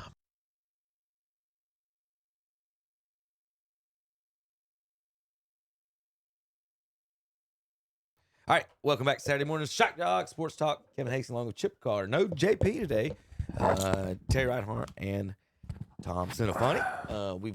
I usually have some fun Twitter highlights for most of the sports, but Twitter is mostly down right now. I do got some baseball that stayed alive. Let's go with this one. How about the catch of the week? It just means different things to certain different people, I guess. Check this out. Look at that. That's a heck of a catch. Wow. I got it. Now, this is at the games I was at because this is Cardinals at Braves, Yeah. actually. So this is. I don't know if she's shocked or pleased or both, but either way, whatever the case is. Thank you, Mary. It's like the dude in the Sandlot that sticks his glove up, remember? The ball Making just a sign of the cross. Yeah, did you see her face? She's so excited. Love it. Look at that. That's a heck of a catch. Only Braves fan I've ever seen in my life, Terry. That can catch a baseball. I don't know if she's shocked or pleased or both. Just elected a new pope, man. She's happy. Get that girl a Cardinals shirt. She looks so much prettier in red.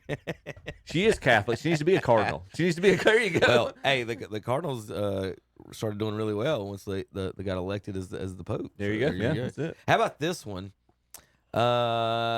With one out, bottom 9.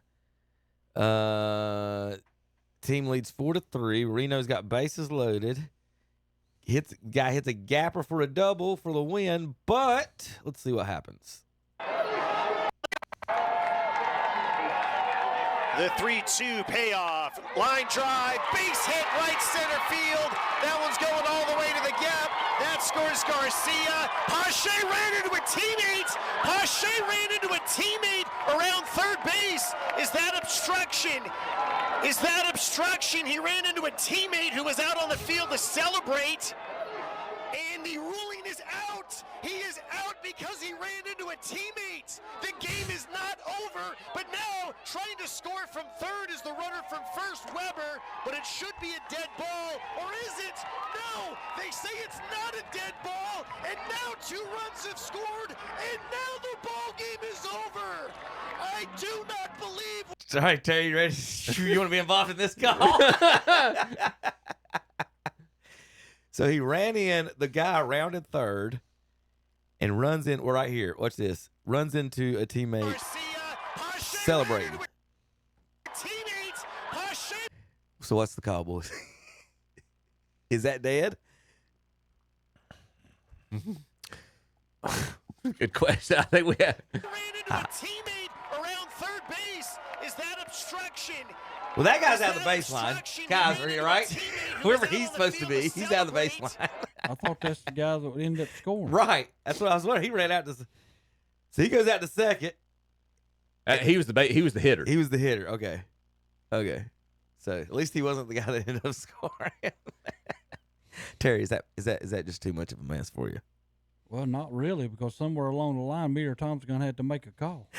No, that's what I'm saying. I mean, that's the bottom line, I'd like to see the whole play. It's kind of like I would treat that as like the bat flip on a home run. You're going to let him touch the bases, and then you're going to eject him from the game.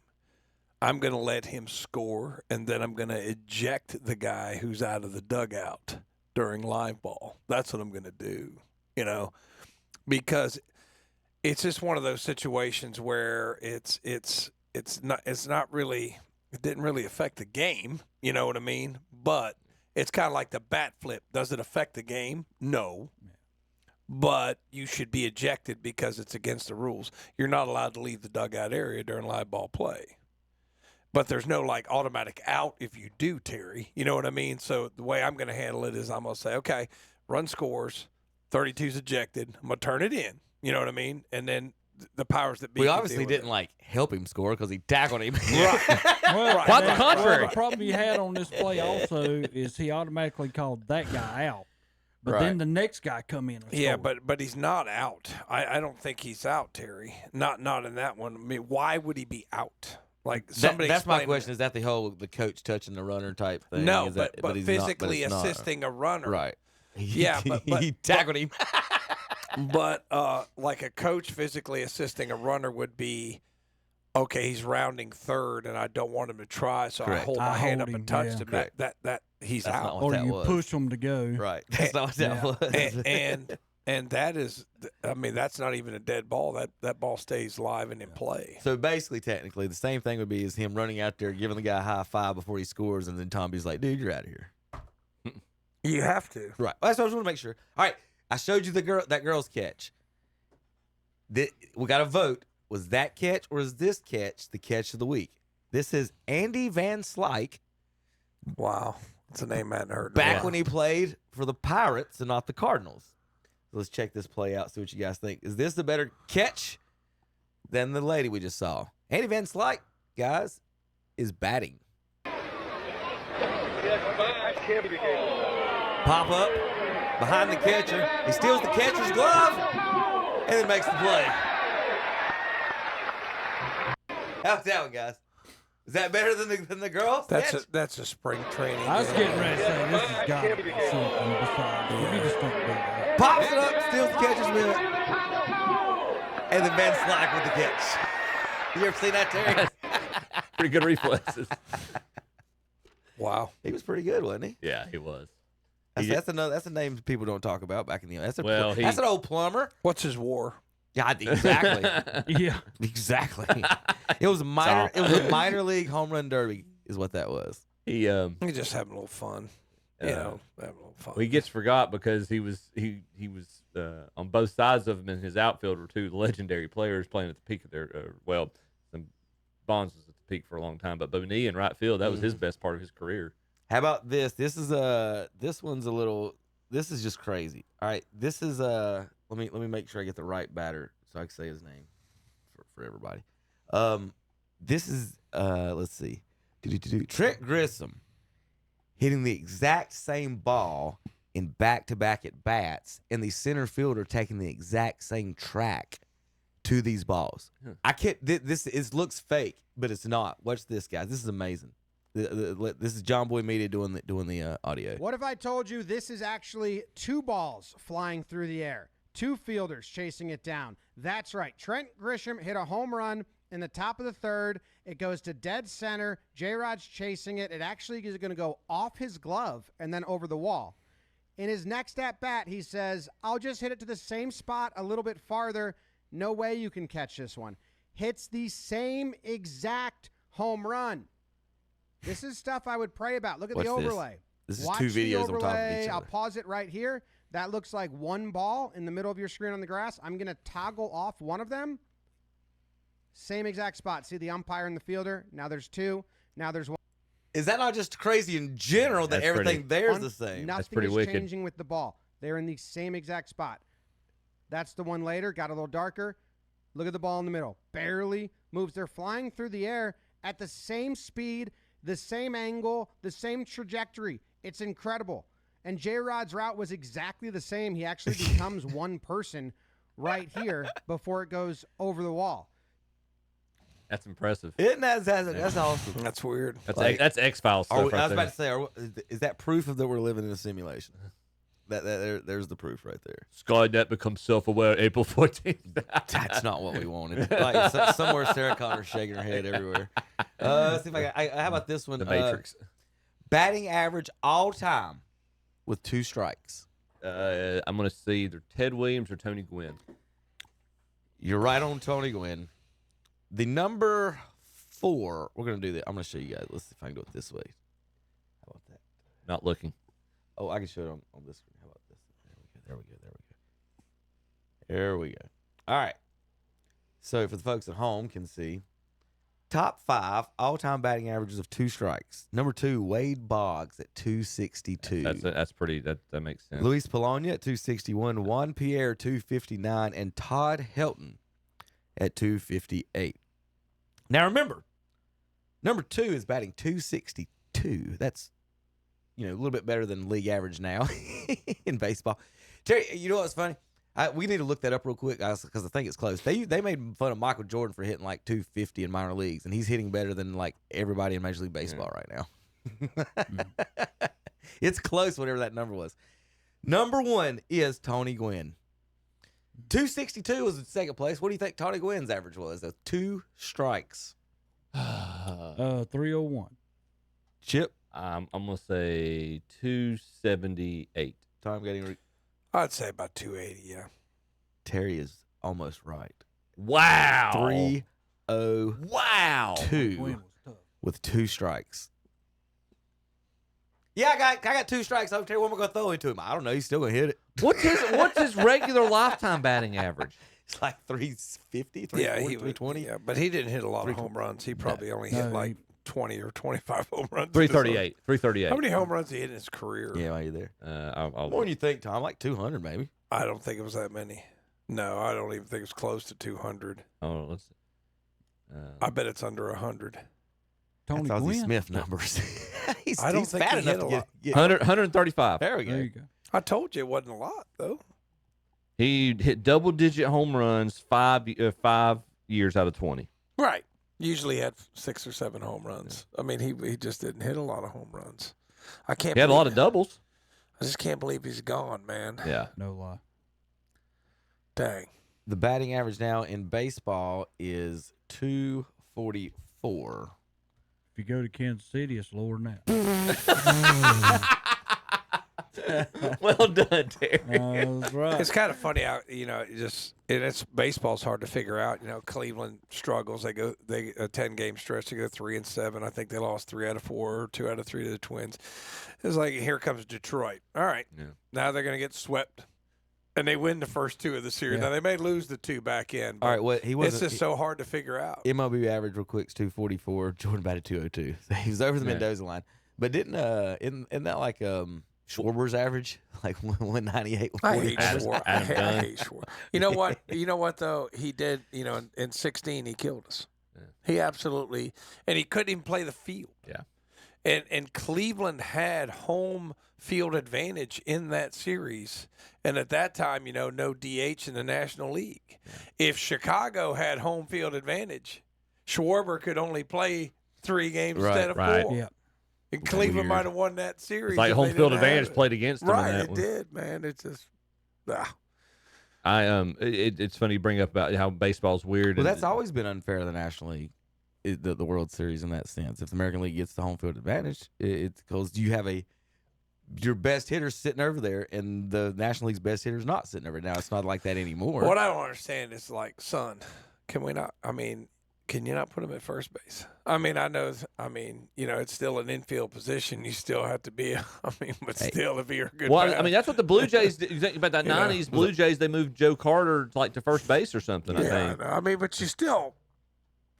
there's still skill involved. But Rafael Devers can't play first base. It's still an infield position. You're still going to get some hot shots at you. You don't have to worry about making that long throw across like a third base. You know what I mean? But still, you got to have skill over there. But if a guy's a good bat, I'm gonna say, okay, well, if it's a hot shot, just get out of the way. It's okay. We need your bat in the game. It just seems to me like, okay, well, you got this good hitter. We're gonna find a place for you to play. We're gonna try to hide you somewhere. It's funny you talk about baseball, Tom, and how funny it is to try to figure out the Yankees get on a good run. And talking about the last 10 games, Yankees get on a good run, go 7-3 or 8-2, something like that, and then they lose to Colorado last night. That's just. I'm just telling you, man. Cleveland's hard to figure out, man. What about the Rockies? Worst 50-game start since 1895. I saw that Cleveland earlier in the week, Terry, were all the way down to just above the White Sox, and now they're back to second. But look at it. It changes every day. Parity. Yeah, it just changes every day in the Central. In Detroit. Well, look at the East isn't much. Look at the West. Look, the first to fifth, it's only separated by 8 games. But think about it, Tom. Right now, the top 4 teams in the Central would be in the playoffs. Yeah. Mm-hmm. Yep. They would. A lot of baseball left. Oh yeah. A lot of baseball left. We're not even. What are we, 50 games in? That's when I always tell people to look and see where you're at after 50 games. Mm-hmm. Are you in the playoffs or are you not? So, Kansas City just cannot score. We got 4 or 5 guys on our lineup batting 220 or less. How in the world can you? How do you win? You got to hope Reagans and everybody else goes out there, and Luka and Walker, all them go out there and hold a team to 1 run. 220, that's a pretty good batting average nowadays. It's not the product it once was. No. And we got beat by Minnesota, and we're on a 3-game stretch in Minnesota. Now. And I'll go back to what Kevin and all them think. I think all this TrackMan and all this BS about the square strike, these players, I don't think have the approach of I can hit the pitch where it's pitched. It's like you watch them like in challenge balls and strikes in leagues they can. And I look at it and say, man, that was a strike. But you go on a TrackMan, it was an inch inside. Right. It's like, look, man, if you can't hit a pitch that's an inch off the plate. Yep. Seriously. I really think it's hurt the game. I think that the mentality is that, man, it's got to be in that square. I can't go for hit a pitch off the plate or hit a pitch up. What's the strategy? And you might differ. But what's the old school strategy with 2 strikes? Protect. Choke up. Yeah, choke up. Choke up and lengthen and Protect the strike zone. I tell all my kids, if your bat can touch the ball, swing it, because the umpire is going to call it a strike.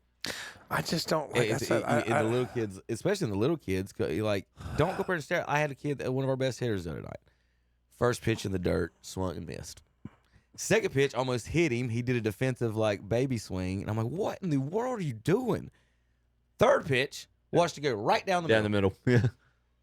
And he wants to blame the umpire. It was outside or high. I'm like, no. You swung at 2 garbage pitches and then decided to watch the best pitch. I said, you and your mother swung at that. Everybody in this park watched that same pitch you did. I said, the difference is you came to practice and then did that. You would have loved me in the youth league, Kevin. I normally didn't take the bat off my shoulder till I had 2 strikes. God, I hate y'all. I led our team in walks and strikeouts.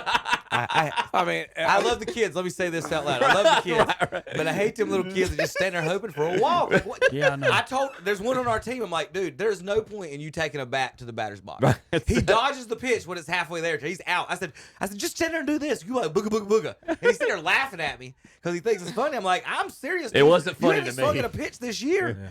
But anyway, back to that, Tom. The whole strike zone thing. Again, I hate it on TV. You see it on Twitter. They'll show the pitch, and like you said, they'll miss by like this much, and like worst umpire ever. I'm like, that's 100 miles per hour, right? Fast Right. Did you see the Boston guy that got thrown out this week? That was one of the videos I was going to show. That was one of the big things. Did y'all see this? All right. So, reliever for Boston's in, or no, starter's in. Sorry, I didn't even know reliever, and I might have the video now that's reloaded, and he throws a pitch low. Okay, it's like a curveball or something. I can't tell exactly what it was. Well, the guy's stealing. Catcher stands up before that ball gets there, Terry. So you can see the video if you watch it slow. His head's coming and that ball's crossing, right? So I think he saw the ball was coming low. Okay, the catcher got in his way, just assumed it was low. According to the screen, it caught the low corner. Okay. Well, they throw it down to second. The pitcher asks where that ball was. The ump says ball 2-0. Pitcher says that was right down the effing middle. Umpire takes his helmet off and tells him to get back on the effing mound. And the pitcher says, F you, he gets tossed. And now the Red Sox fans are mad at the crybaby umpire for making a show about it, when in fact, 100%. If you're going to go by the little screen, yes, it was probably a strike. But again, low outside corner with the catcher moving and stealing and standing up in front of you, you can miss that one without having to eject the starting pitcher in the second inning. It's like a 2-0 count, Terry. I hate for and you're my getting catcher tossed to on a be 2-0 count. Yeah, I hate for my catcher to be moving. Well, obviously, to me, I thought he obstructed his vision a little bit. And even if he didn't matter, still, my point is, why are you arguing a call? Why are you FUing an umpire over a 2-0 count in the second inning? You got 4 more balls. I mean, it's just, no matter what league I do, I mean, it's like, what are you arguing? Like, it'll be maybe a 2-0. And every once in a while, Terry, you know, and I know that I do it. It's like, okay, I'm trying to find a strike, and you call one that's too far outside. Okay, so maybe it's 2-0, 3-0. You call that strike. And you wish you hadn't. Yeah. You know what you got caught doing? You got caught looking for a strike, okay? Oh, they got to step out and pout and do it. It's like, dude, how many pitches am I going to call today? This guy's struggling. I know I missed it, man. You don't need to go over there and pout. Yeah. I think my thing is, I'm sorry. I don't understand batters that go up looking for walks. That's my thing, the average. And the ones that hate me is the ones that get in there and all of a sudden you'll say, ball 2. And then the batter will turn around and look at you. What's the count? Yeah. Like, okay, I'm waiting because that's what I want to do. Then the next pitch is thrown down the middle, and you'll say strike, and they'll go. I can't stand. I just can't stand the batters that are looking for walks. Go up there, swing the bat. Exactly. Like I've never walked up to the plate in my life, Terry, thinking, man, I hope I get walked here, boys. God, please don't let me swing. You know what? That's it's not kids, it's adults, it's the major league players too. If they're arguing over those calls, they're wanting to walk. Like, why? I just don't get it. I remember Jerry Hudson, God rest his soul, when he did the Western Piedmont. We used to go up here to the Legion Hut, you know. He goes, boys, I'm going to tell you something. ain't nobody walked to the major leagues. That's right. Correct. And they say, Correct. nobody came to the ballpark to watch walks. Correct. Call strike. That's exactly what I tell my boys. Your mama didn't come to watch you walk. Your mama didn't come to watch you strike out looking. Yeah. Everybody in this park come to see you swing the bat, go down swinging. And I told my son, I was like, look, if you swing one in the dirt and overhead on strike 3, I'm not going to fuss at you. But if you stare at strike 3 right down the middle, I'm going to lose my mind because we all practiced this week. At not one point did I throw a ball and you sit there and watch it go down the middle just for practice. We never practiced that. I had an umpire, and I ain't saying, well, y'all figured this out anyway. But Dustin Day. No. But this is how she approached it at the plate. It's from your ankles to your eyebrows. Oh, Lord. What? That's what we're calling today. Swing the bat. You'd go out there, ball up at their head. Strike. Well, then I started having coaches come to me. I got somewhere to be. Yeah, coaches. I mean, the coaches are coming to me. They're going, Terry, she can't do that. And I said, what are you talking about? Come and listen. I said, okay. So I go up there, and I'm in behind her one time. From your ankles to your eyebrows. I said, holy moly. So I had to get with the person to tell them, no, your strike zone's not that high. Well, they're never going to swing. Well, you're right. You're right. You're right. You should. You know what you should have, Terry? Can you at least move it down to the chin? Yeah. Just give me the chin. Just give me like one ball size smaller. But hey, you know what? As a coach, I don't care as long as you tell me that. Yeah. That's what she told I have no problem. If you're consistent. If you tell me, I love that. And to be honest, when I was an umpire, I've had coaches be like, hey, where's your strike zone? I'm like, I say nipples to knees is what I would say. But that's talking to adult men. Yeah. That's the strike zone, and they're usually like, okay. Don't say that in a softball. Right, game. I know. right, That's right. right.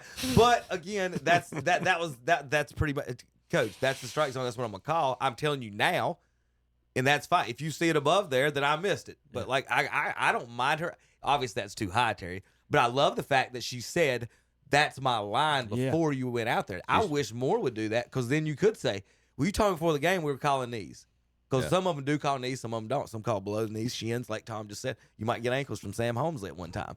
Yeah. That was that. I love that. That was the whole thing. As long as you could get it over the plate and the catcher catches it close to the ground, Sam will give you that one. So I throw the sidearm pitches when he was. But I behind used the to plate love it for because him. coaches always tell me, Terry, it's at their head.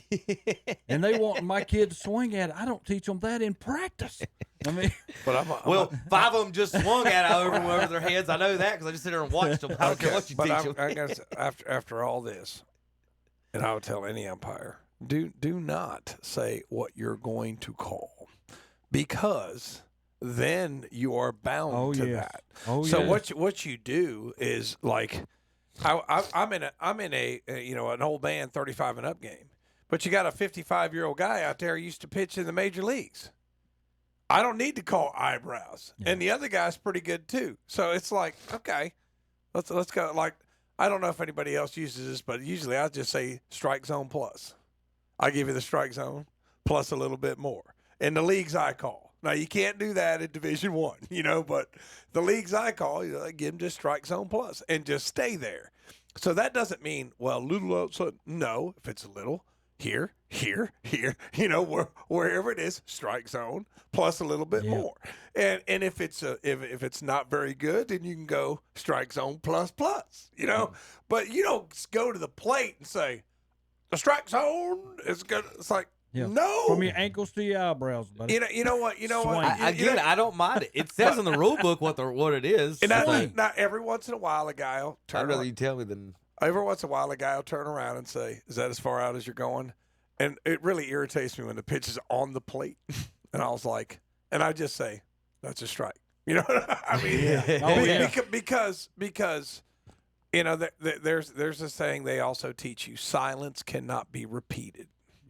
So don't go to the plate and say, I'm calling eyebrows, and then you got some guy who's like popping the strike zone, and then you got some other guy throwing at the eyebrows. Like, wait a minute, you're going to give this guy that's good the eyebrows too? Yeah. So, I mean, just don't say anything, because I'll have guys, what are you calling today? I don't know what I'm calling today. I was like, I got to see. I'll what make it up. I'll make it up as I go. No, seriously. That depends Seriously, on y'all. you don't know. You don't. You don't. Hell if I know. But Kevin, I'd get up there and be aggressive. Kevin, I'm telling you, every once in a while, I get to see change. you'll have two pitchers that can't bend their back. That's right. And the ball's coming over right below the sternum, and both pitchers are doing it, and you're calling it a strike, and nobody says a word. Yeah. But if you go out there and there's two good, this kid plays for such and such community college, and this kid plays for such and such team, and they're coming back playing Legion ball, and they can throw it 90 miles an hour, and you're calling the sternum, well, then you can't do that. So I'm just telling you, it just depends on what's the strike zone. Just don't tell any. It's like I tell anyone, don't go out there and say, well, this is my strike zone. This is shut up. First thing you're going to say, if you say this is my strike zone, you know what I'm going to say to them? There is no your strike zone. Yeah. The strike zone is like Kevin said. Right. So just don't say anything and just like kind of read the game, and then you're going to be okay. Well, the ones I like is when you're throwing it, Tom, and then you'll have a coach over there who goes, okay, he missed that one, but you got two more. Yeah. Like that was, you'll be like, okay, he just put me down. I mean, it's just but they'll just let it go. But the way That's the way they do it. what you just said, Real Terry, quick. the way I say it is that's too high for you. You've got two more. I don't say he missed. I say that's too high for you. That's too outside for you. That's too inside for you. That's me. That's my way of saying I think you missed it, but it's okay because you, like you did say though, you've got two more. Like on strike three, you should have swung. The first two, if you and the umpire don't agree, that's between y'all on mine. All right, in the National League, Phillies and Mets are above 500. Only two teams there. Atlanta's having a hard time getting to 500, and when they do, they seem to lose the next game. Yeah. To fall below it again. I've seen them and the Cardinals in person. I think they're all mediocrely. I don't know. I think there might be two or three good teams, and the rest of them are mediocre. And they're just beating each other. Acuna just came back for Atlanta, and Strider's coming back for Atlanta as well. Acuna so they toasted one. His first pitch. First pitch. Yeah. 9-42. Wow. Yes. That's including beating New York last night. And that's not one of the teams that is playing in a minor league park. Yeah. It's not even one of those teams. My question can we relegate them to a minor league park? That's a real franchise. They played 51 games. They got 111 left. Can they win 50? Well, they're on pace for. Can 20. they win 50? They're on. They can't. They're not even on pace for 30. Yeah, no. I'm saying. No. They're not on pace for 30, Terry. They're on pace for 27 wins. I mean, I keep looking at it because somewhere along here they're going to win about 4 or 5 in a row. Y'all, they're on pace for 27 wins. Look how many teams have more than that right now. Yeah. 1, 2, 3, 4, 5, 6 in the National League. 1, 2, 3, 4, 5, 6 in the American. 12 teams have more than 27 wins. That's what they're on pace half the for. league, yeah. That's incredibly awful. So, fraud alert. Who's the biggest fraud? I'll let y'all call it in the Central. White Sox have a terrible record and got 4 teams over 500. And in the West of the National League, the Rockies are also awful, and you got 4 teams over 500. So who's the biggest fraud? Diamondbacks, Padres, Giants, Royals, Twins, or Guardians? Say the Guardians are a fraud. I said one of those. Well, one of those is a fraud because they're getting wins against the White Sox and the Rockies. Oh, yeah. those are two divisions with 4 teams over 500. Careful, and a terrible team. Kevin, careful. You're going to offend the Pope. I'd give one rat's ass about offending the Pope. You're going to offend the Pope? Well, okay. That's between him and Mary. I'll talk to Kevin today. I've talked to Jesus about that myself. He don't care what I say about the Pope. he's a little more worried about my salvation than what hell I Scoot feel over about here a little about the Pope. Well, I mean, Chip, if you can find something in Scripture where Jesus said something good about the Pope, I'll be happy to listen to it. Gospel of Matthew, but we'll talk about that at a later time. I'm going to pick the Diamondbacks. Terry? I'm definitely not picking Kansas City. I thought you was going to say easily the Guardians. They're -8 on scoring right there. No, I would never say. The Guardians can't score any runs. They're just like Kansas City. Neither Terry, one y'all +2. I have to say, yeah. Yeah, barely. You're only 95 runs but behind the Tigers. But we do play Chicago. I mean, 95 runs behind the Tigers. That's probably where all of our runs come from. Oh, I guess the Cleveland actually has scored more runs than Kansas City. It's just they've given up more runs as well. So that's That's why they're different. Y'all can't pitch. Tristan McKenzie, is just kind of. Well, one of your pitchers just went down, didn't they? He's having season-ending elbow surgery, isn't he? I have to look again. A lot of times I don't read as much as I want to. Well, I can't. I'm saying it. I can't remember his name. So much going on. But Lively. Yeah. He's having Tommy John surgery. Great. There you go. That's not a good one. All right, boys. Again today we've got San Diego Padres and the Atlanta Braves at 3:55. We also got high school baseball today. East Rutherford, West Stanley coming up soon here on Waggy KDC Broadcasting. Gates open at 10:30. We'll be live at 11:30. We'll be right back here in a few moments. KDCBroadcasting.com. Now open in downtown Cherryville, the new Mr. Chili Express. Now open at 200 East Main Street. Mr. Chili Express is the division of the Manantial Mexican Restaurant. For orders to go, call 704-769-8001 for the new Mr. Chili Express. They're open Monday through Saturday, 11 a.m. till 9 p.m. Come on out and try it today. The new Mr. Chili Express.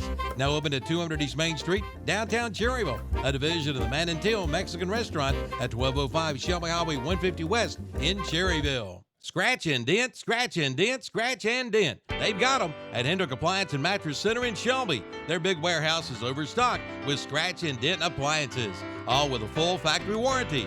They are overstocked with laundry products, plus ranges, refrigerators, washers, dryers, and more, all name brands. And they are tear-free and priced to sell. All made right here in the good old USA. Scratch and dent at Hendrick Appliance and Mattress Center. 1241 East Marion Street in Shelby. On the right going down, on the left coming up. They have worn our nation's cloth under the red, white, and blue and paid the ultimate sacrifice to ensure freedom. Start your engine! Once again, it is the Coca-Cola 600. Right here in Charlotte. William Byron, Christopher Bell, neither one wanting to give an inch. We've got a new leader in the Coca-Cola 600. It's NASCAR's most challenging event, the Coca-Cola 600, Sunday, May 25th at 5 o'clock. On Carolina Country WCSL, 92.9 FM, 1590 AM, online at kdcbroadcasting.com. It's time to go yard with a new John Deere from James River Equipment Company in Shelby. Now you can buy James River 1025R compact tractor for only $189 per month with 0% financing for 72 months. You can add a front-end loader for $60 a month or add a belly mower for $40 per month. And when you come in and get a quote, you'll be entered to win All-Star Awards. So go yard at James River Equipment Company, 703 North Coast Road, Highway 180 North in Shelby. Grizzly the Greeter says now's the time to get into Blessed Buildings and Tiny Homes in Cherryville and pay no money down for buildings up to $10,000. Yes, you can afford a new Blessed building, and there are no tariff increases either. Now's the time to buy.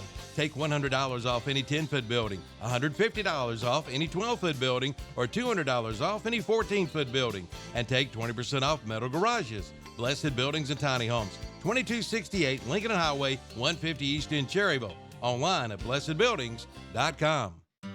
Congratulations to all of our area graduates from everyone at Table Co. in Lincoln. It's the marketplace of hospitality. Graduates, be proud of this moment. You have worked hard and you deserve all the success you achieve. And drop by Table Co. in Lincoln for some great graduation gift ideas. See their custom hat bin. And don't forget they do free gift wrapping. Ask about their event menu. Great for a graduation party. That's Table Co. 2498 East Main Street in Lincoln. Online at shoptableco.com. Follow them on Instagram and Facebook. But be sure to drop by their store, 2498 East Main Street in Lincoln. Open 10 to 6 Tuesday through Friday, 10 to 4 on Saturday.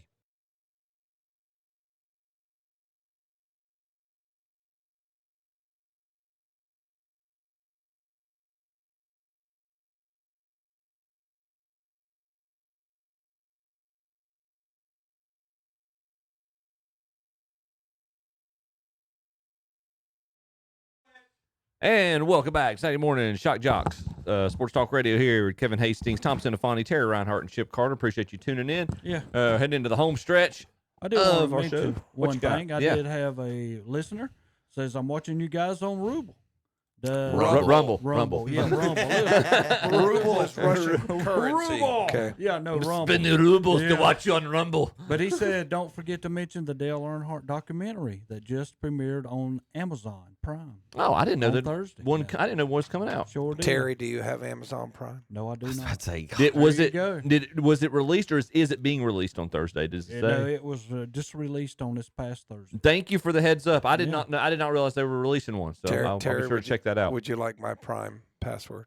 Ain't that something? I might have to get it, Tom. Okay, I might do that because you're the cheapest man in 3 counties. So I'll give you my Amazon Prime password so you can watch the Dale Earnhardt appreciate you, documentary. Remember when once upon a time though, you could just like tape something off TV and just give it to your buddy. You know what I mean? You can't really Can't do that anymore. I know. Oh, you can. I got the VHS still plugged in, Tommy. If you want to come over to the house and record. Can you? Do they still work? Yeah. Okay. Yeah. I didn't even know if they would still work Oh, on the yeah, modern they TVs. definitely work. Oh, wow. You do have to get. Well, I think I got a cable plug in. I tell you So what- my internet's back up. This is the video footage of Junior Johnson causing the wreck, and then here we go. Well, you can line up 2 abreast. Unfortunately for this race, I thought Here it you was go. Trying to go by on the outside, but I wonder if his reaction time was what it used to be. 1 lap to racing, and trying to find the answer to how to make up a lap. There's the number 3 of Junior Johnson. I believe he's using the Winston Cup rules here, Ned, where you can line up 2 abreast. Unfortunately for this race, I thought it was a single file restart. Well, that's the way it's supposed to be, but Junior's making up his rules as he goes. He wants to do it his way. Coming down for a start. On the break, car number 3, Junior Johnson making up the lap. No, pace car is coming back out, Ned. No, they I didn't. don't believe They go stop NASCAR was too enthusiastic about that start that Junior Johnson made, and we're riding with Dumpling. Where is That's that? what Is Flossy that Johnson Marksville? calls No, this Junior. is Charlotte. So this is during the All-Star weekend. They're having a Legends race Yeah. on the little oval, the little track. There's a little track there in front that you can race. The okay. mini oval. Yeah. Yeah. This is like an old timers He's race. Yeah, moving that's what it is. alongside the pace car, apparently trying to converse with Bill France Jr., the president of NASCAR, who's driving the pace car. He actually touches him. No, he wouldn't touch the pace car. Well, I don't know. You can expect anything from Junior Johnson. He does touch him. Junior Johnson in car number 3, doing what every Winston Cup driver has always wanted to do. Run into Bill France Jr. on a racetrack. Hey, what's happening? I'll tell you what's happening. They're going to stop the race. This looks like a typical Saturday night shootout. And they're holding the cars down here on the track while they get this thing ironed out. Let's take a look again at what happened. Okay, there's Johnson up beside the pace car, and he frams him, knocks France down into the grass France is in the area, and passenger Junior seat. pulls away. Right. Billy Once again, France he's is got a bailing out of cowboy that hat pace car. He's had all this he wants. Well, he's trying his best to move around Tim Block, and Block Look how intense knows he how is. to hold him off. Boy, they get together there pretty good. Junior Johnson into the side. Look at the lack of power steering right here. Well, he's trying his at best this to move wheel. around Tim Block, and Block knows how to hold him off. Boy, they get together there pretty good. Junior Johnson. Yeah, you can't take it out of him, can you, Terry? Nope. That's awesome. That's awesome. He's going to move him out of the way. All right. Well, he was one of them, too, about the steel, and he said, I'll come down there and show you how to build one. Yep. Yeah, he did. He came. They found That's it in right. North Wilkesboro. He came in. No, they tried to put a. That's what it was. They tried in the Hall of Fame put the steel up to try to try to That's show people what funny. it was. Junior saw a picture of it in the paper. Drove from his home and came and made it working for him and fixed him in the that's Hall of it. Fame. So the I'll Hall of come Fame had a down there and working fix it steel for you. in the Hall of Fame was Junior Johnson. All right, for you basketball conspiracists in the draft I draft conspiracists, don't did know y'all if you see heard this? this story, but Shaq admits it. The NBA does fix the lotteries. Here's him admitting how he got to Orlando for you Charlotte Hornets fans. in 1992, I think the draft was in June or something, I meet Mr. Stern in March. And he says to me, hey, know who you are. Can't wait for you to come to the NBA. Then he pulls me to the side. You want to play where it's cold or where it's hot? He asked me that. Yeah, he did. He asked me that, and I was like, hot. And he smiled, and I smiled. And then a couple of days later, they had the draft thing, and, you know, the top three things. And then Minnesota was number 3. I was like, and then Charlotte was number 2, and then Orlando, Florida was number 1. I was like, I didn't think anything about it, but, you know, you hear a lot of these conspiracy theories, and there's a lot of situations that could make these things sound good and sound true. Like, okay, Dallas gets rid of one of the best players, but we're getting a new one. Ding, ding, ding, ding, ding. So I don't want to use the word conspiracy theory, but it's very interesting. Awful lucky Cleveland getting LeBron in the lottery. I'm just going to say that right there. Patrick Ewing going to the Knicks. And the Knicks and the rest of them. Yep. So there's Shaq admitting that David Stern didn't come out specifically and say it, but there you go. Shaq admitting that this fixed what we always knew. So you got to want to come to Charlotte, Tom. We can't sell these NBA players in that Whitewater Center. Whitewater Center. We got to get better strip I clubs think or something. Shaq's evidence is a little flimsy. I think it's a lot stronger with the Dallas thing. I think. Well, he's just giving his anecdotal. Yeah, I think that's more coincidental. The thing with Dallas this year is just you got a 1% chance of getting it, but you gave Luka to the big markets. I do not think Shaq's coincident at all. Do you know what reinforces that? Who got the first pick the next year? Orlando. Yeah. And then they drafted Chris Webber so that Webber could be the first, but then got Penny. Yeah. In the previous 70 years, 7 franchises have won 77% of the NBA championships. First time in NBA history, there will be 7 different champions in 7 years. Oh, wow. Now. Yeah. So there's y'all your sevens if you can remember all that. 7, 7, 7, 7, 7, 7, 7, 7, 7. All right, all my stuff's come back up, so I'm rolling back through see if any of the fun stuff. I do got a bunch of golf we're going to get to, and there's a bunch of fun stuff this week. Between I wanted to show you some. I was out at the PGA Championship, so we'll talk about that. Man, this is Jeff Teague talking about men and women's basketball. We'll get to that. This is a good thread here too. I'll say this, Chip. I'm gonna show. This was a guy was talking about having his first kid, and everybody responded, the greatest thing about being a dad is seeing how tall you can toss their kids. So they had a dad's tossing their kids challenge that they went through. This thread is just absolute gold. I thought y'all liked this. There's a little girl in a Georgia Bulldogs outfit, and dad's got her about 4 feet high. That's awesome. But the thread on this, like of all the pictures, is just absolutely gold as far as all of those. Let's see if we get up through here. Chip, I'm sure. What's the highest you've got one of your kids? Not that high. Not that high. Oh, some of these are just. That's Justin. Is that Justin Thomas? Well, that's his. Oh, name. that was just his thread. Okay, I got you. No, that's not like the Justin. Oh, that's JT because he's an Alabama guy. I want to show you some of these. Nice. These girls got up pretty high. That's awesome. That was the main one. Dang it. Where's it at? All right, here it is. I said, let the Twitter world know, show you how high you can throw your kids. So this one got him over the field goal post. God. There's a good shot. Jesus.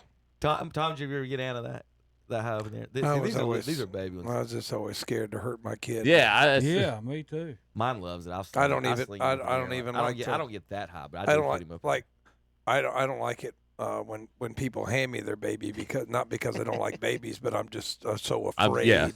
Because they're so gentle, and I just don't want to hurt anybody. People used to make fun of me, like especially when our first was born. I just petrified. Like people, like you're holding that thing like it's a Fabergé egg. I was like, you're exactly right. I sure am. It's so delicate. Yeah, you know. I'm gonna get through everything except for the golf stuff before this next break. Let's kind of get back on some of the other stuff. How about let's see. How about some NFL talk, Terry? What do you think about this one? You'll like this one. This is Washington Commanders president. That's all I got to say about that, Terry. Team owner. Sorry, not president. Team owner Marjorie Harris of the Commanders. Let's see what she has to say about the NFL and her team. We have so much to look forward to. And look, the Commanders are America's team. And so what better place to have the NFL draft than in the mall? You could literally see Terry's soul just leave his body. Trying to get out of his body. He wiggled in his chair. He moved. Let's hear that again for all you Washington fans out there. We have so much to look forward to.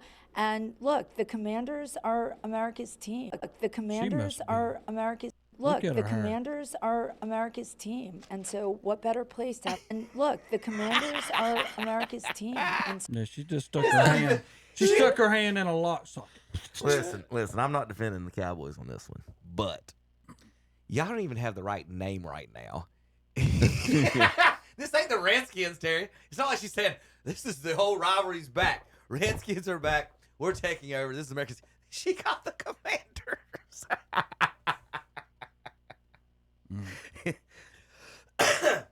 Terry, should women be allowed to own football teams? I think they should. I didn't get you in that one. I tried. Should the owners be making decisions about their football teams, Terry? They want to. Sometimes I think they can be a GM. How about this? This is Orlovsky. Tom, you just missed Commanders owner claiming that the Commanders are now America's team. They are. And Terry about soiled his pants.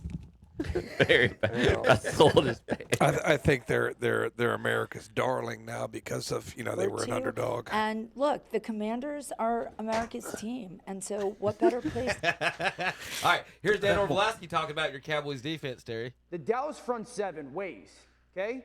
We go 260, 280, 245, 220, 240, 320. Small. There's one person over like 280. When I'm playing Philly, I'm thinking of Jeff Stoutland's offensive line right now. Yeah, when I'm thinking Matt LaFleur running the football, I'm thinking what Chicago has done with their offense. So I know that we talk about Dallas and offense, George. I'm going to be very interested to see the annual question about this Cowboys defense. Are you big enough to handle the modern day offense in the NFL?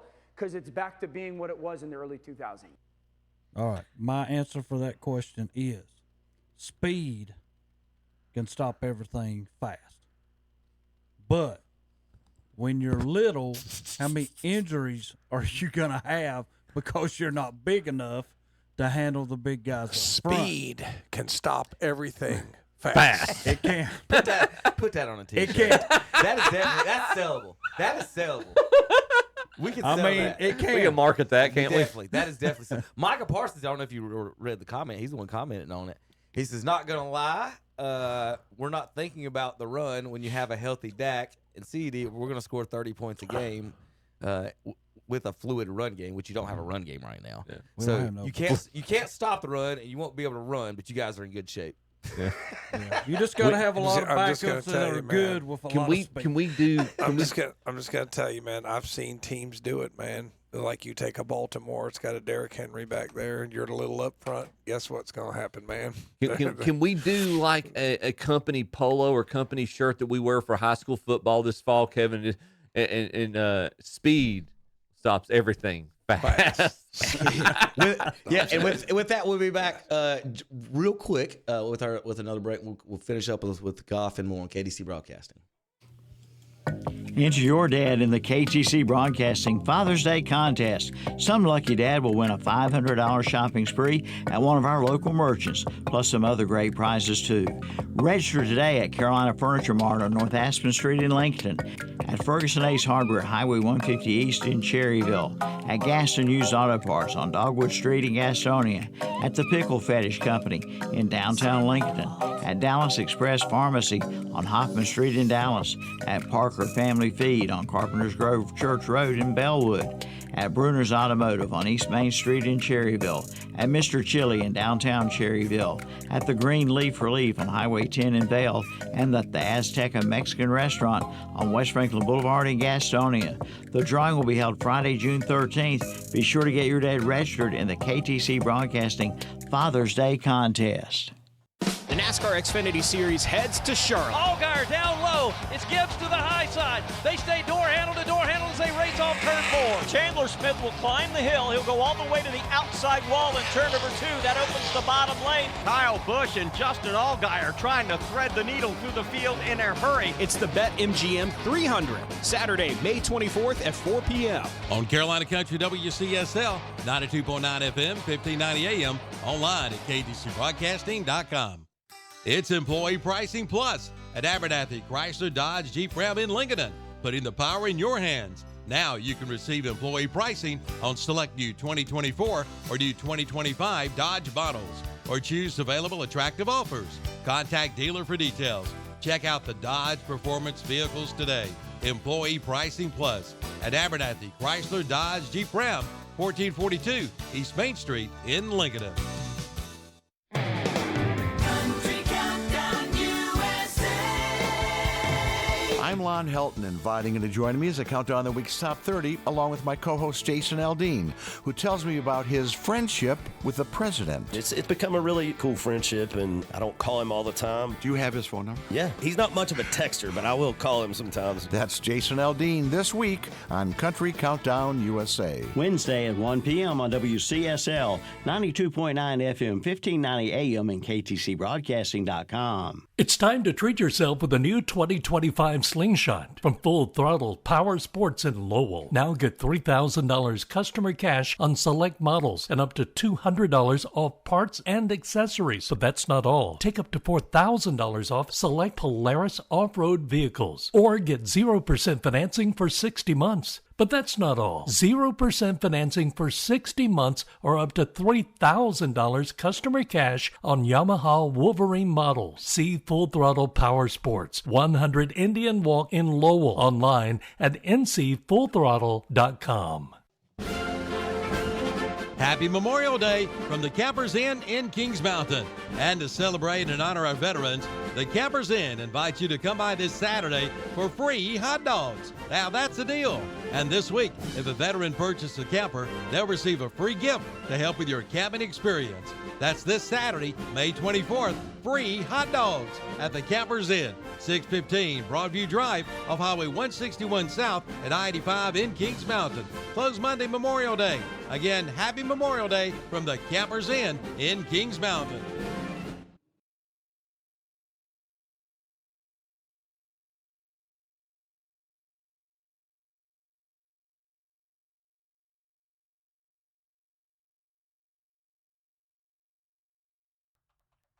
And welcome back to Saturday Morning Shock Jocks with Kevin Hastings, Terry Reinhart, Tom Sinafani, and Chip Carter. We're wrapping up the show here. Kevin's got some clips. Kevin, how was last Sunday at the PGA at Quail Hollow? You know what? I'm going to be showing the pictures next week because I forgot to upload them on my phone. Oh, okay. But I do want to talk about it. I do have some tweets and stuff about it. So you talk about the food thing. That was an excellent idea. So normally, if you go to the Quail Hollow Club, the tickets are like $100, and you got to pay for the food, which is usually averages. If y'all ever been to any kind of concession stand, you know what concession stands are now. It's $50 to $100 just to go take your kids one trip. At this one, they just pre-charged you for the food, so the tickets are like $200 and $300 basically, and it's all you can eat. Now, it wasn't like, hey, I go up and scan and stuff. They just put the stuff out, and it was buffet style. Did you try the burger? Have you tried? Yes. How good was the burger? And that was what I was going to say. It looked crappy. Yes. It looked like one of those dry. It was a pre-made patties. They looked dry. I was like, I'm not even going to try one. My son ate one, and he had a little bit left at the end. So let me taste it. And it was juicy. So good. It was really good. And I'm like, I just had a chicken sandwich. I'm like, man, I'm going to have to eat one of those in like 4 more hours because we got there at 10:30, and we were there till it was over. So basically dark. So my son's, 3 or 4 times. When is this over? I'm like, dude, we got 4 more hours. Yeah. Buckle up, buddy. He asked me we were leaving like 4 times before Scotty even teed off. This makes a NASCAR race look fast, bud. All right. That's right. And then he's like, I'm never coming back. So he's like, I wish I had my Nintendo Switch and all that other stuff. But like, I didn't even think he might have could have brought a Switch in there. He probably could have. People bring chairs and you can bring your cameras and everything, as long as you don't make a fool of yourself. Now, the PGA, I will say this: there were less people. Oh yes. But I'm going to compare it to like a NASCAR Formula One race. Okay. The Wells Fargo was your NASCAR race with your regular folks. I told you how much the tickets were. There weren't like the money that was being spent. Like there were way more stadium seats than there were during the Wells Fargo. So if the Wells Fargo had like, and this is also what they do. If the Wells Fargo was like one level, this was 2 or 3. Yeah. So they prioritized the expensive, very wealthy crowd. And you could tell it on the bus is what was funny, Chip. Like usually riding in Wells Fargo, everybody's been there before. Nobody's talking about the houses or anything. So when you're riding in for the PGA, you're riding in with a bunch of foreigners. And when I say foreigners, I mean people from like Virginia and Texas. You know what I mean? Not from North Carolina. But I did meet some folks from other countries and stuff too. And then also Colorado and Wyoming, people sitting beside me, they said hey. But a lot of the people, they were like, talking about the houses. Oh, these houses are so huge. And this is talking about the city and stuff. It's just a weird it was a totally different tournament from the crowd and the people. Mm-hmm. The setups. It was weird seeing the setups as far as like during the Wells Fargo, there were places you could walk as a fan and get on 17. They completely locked off 17 to non-rich people. I'm gonna put it that way. No. If you didn't have a super ticket, you were nowhere near 17. And it's not like that during Wells Fargo. Wells Fargo, they let you walk up along the green. They have a rope and a line where you can squeeze up in there and get around it.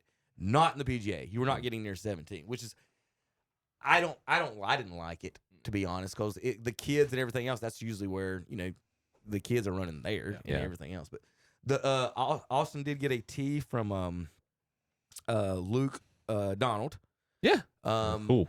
He doesn't swing too hard. He's very smooth. Well, he's never been the longest player. It's funny watching players like Chip. You sit there and you like, and me myself near scratch golfer, and you're like, man, I wish I'd had the time. This would be so fun to watch. And you sit there and watch them play, and you're like, what are they doing that I'm doing different? Yeah. But like the ones that hit it further than me, there's nothing you can do about it. You can always chip and putt. And so I like watching the guys like that don't hit it as far. That would hit it where I would hit it, and like watching them where they would play. Like they're 280, they're not hitting it 360. And that's where so Glover's one of those ones, or Luke Donald's one of the ones that didn't swing too hard, and I was fun watching him. But he did break his tee, and the kid gave it to my son, so he does have a tee from him. Now Wyndham Clark, he's great. Draymond Green. So I didn't know the situation. I didn't know he had thrown his club. My son and I were on the 18th tee when he got there with Max Homa. I watched them play like the 6th hole. And I didn't know anything about him being mad or anything or upset. I didn't know any of that. And I'm trying to, of course, my pictures aren't coming up now. But he come up and sit so I'm sitting at the front of the tee, right where they walk in, Chip. So you'll know the guys holding the sign, that's where they pull the rope. So I'm at that corner. Mm-hmm. And Wyndham sits right in front of us, and he just puts his head between his hands. Doesn't say a word. Yeah. He's not looking at who's teeing off. Max is walking around getting snacks. It's the 18th hole. He's eating, getting drinks, and talking to a couple people, and he's just finishing up his round.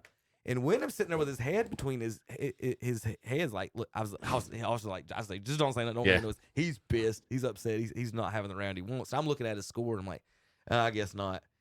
And so I didn't know that. So he actually had the honors on the hole. Oh, God. So he never got up. He didn't practice. He didn't swing. He didn't do nothing on the 18th tee. He sat there with his hand in his shoulders until they told him his time was ready. And he stood up, got his club, walked over there, and then went and then hit it. Just as mad. He's just up. He's just totally. I didn't know about the club throwing. Yeah. But what's funny is Max threw a club too. And on Twitter, they're like, he did a good job throwing, and this is how you're supposed to. This is great club throwing, because he threw it where and then he walked and got it. But then they give Wyndham hell for throwing it, I guess, because he got near a volunteer. Yeah. But either way, I didn't know that, but he was clearly 100%. I can report he was very upset on the 18th green. And then I went and looked at it. He probably lost $1 million. Yeah. I didn't know that the purses were that much difference. Like Harris English, we saw him tee off there on the 18th. He went from, I think it was $300,000 to $1 million purse by moving up on the 4th day.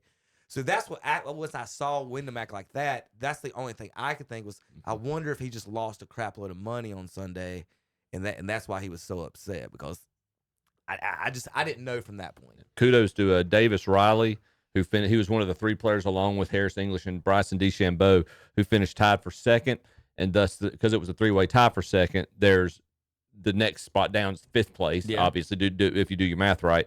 So Davis Riley, he's a borderline top 50 player. Like finishing second in the PGA moved him up to 53rd in the world golf rankings. But what this does is, because he finished inside the top 4, he's going to make it to all the majors in the next year. Qualifying. So, so he qualifies. So that's pretty sweet. Amazing. Yeah. All I want to do is be the caddy for Scotty Scheffler, who made $342,000. Yeah, it's a pretty good little. He's yeah. I'd be happy with. I can take that. Tim's doing just fine. I was sitting there watching the caddies too, thinking like, well, can I not get that job? Okay, the aim point thing is stupidest thing I've ever seen in my life. I can't stress that enough. Just laughed. It's just like, and my dad's, if you ever play golf with my dad, I could take that long to miss that putt too. And that's what you're thinking is sit there. You're looking like a jackwagon to miss the putt. Might as well not look like a jackwagon to miss the putt. Like that's what. It's not like they're draining. Chip, I want to see a stat. And maybe it's true that the guys who use it have improved their putting by like 5 strokes around. Because if it's not, it ain't doing it, guys. Yeah. You can't convince me that you can read a putt with your eyes closed and your feet better than I could. Looking at the freaking putt. Start giving them a putt clock. God, dude, they miss. They just miss. There should be a shot clock on all of them, Tom. I agree with. Putt clock. And then when or even out in the fairway and the tee box. What they'll do, Tom, is when they miss, the caddy immediately walks by the hole and starts doing the aim point backwards. Max Homa read his putt, looking halfway at his putt with his butt towards the hole. That's how he read the putt with his feet. Yeah. Butt towards the hole, halfway in the putt. I have no idea what he got out of that. So that was just weird. That drove me crazy. But so Rory's crowd, no matter how bad he's in it, he had a crowd that people followed him the whole round. I thought that was weird. While following like the 50th place, the last place guy. But that opened up like we saw almost everybody in a small group except the Scheffler group was huge and the Rory group. The rest of the groups were kind of everything else was pretty. Those are the two. I mean, and obviously it was what Rory did at it was historic what he did at Augusta, and he is the face. And I'll say this, and I'll say as someone who I would at this point in terms of active golfers currently playing, I'll say Rory is my favorite. I was rather surprised at the fact he didn't address the media any during the week, and he's got to.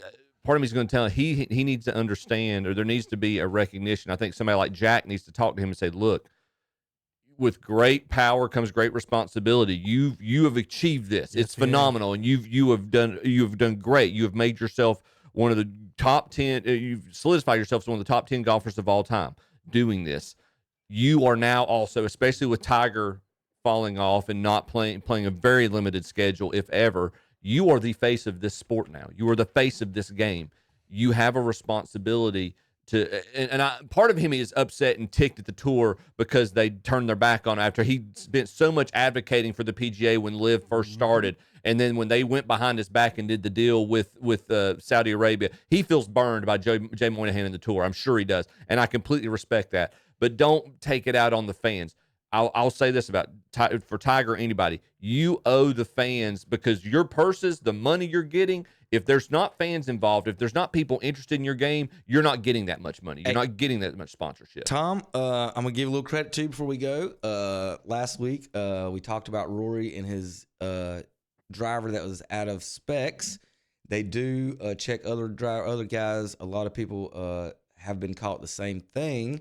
I think part of what you're saying, Chip, I think someone said that Rory was mad also that his name got put out there, that his driver was broken, the other guys weren't.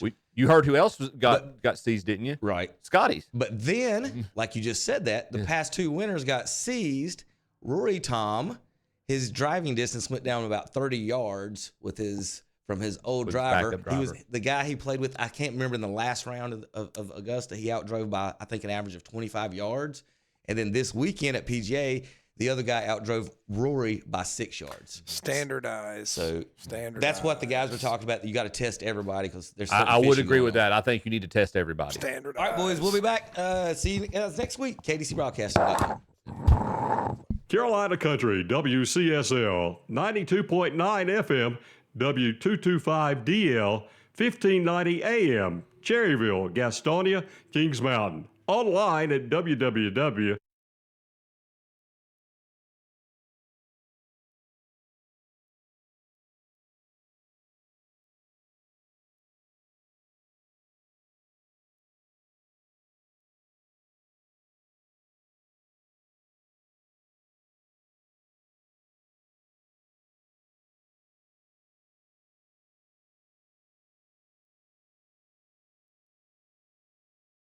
A hot beach music song from this month in 2003.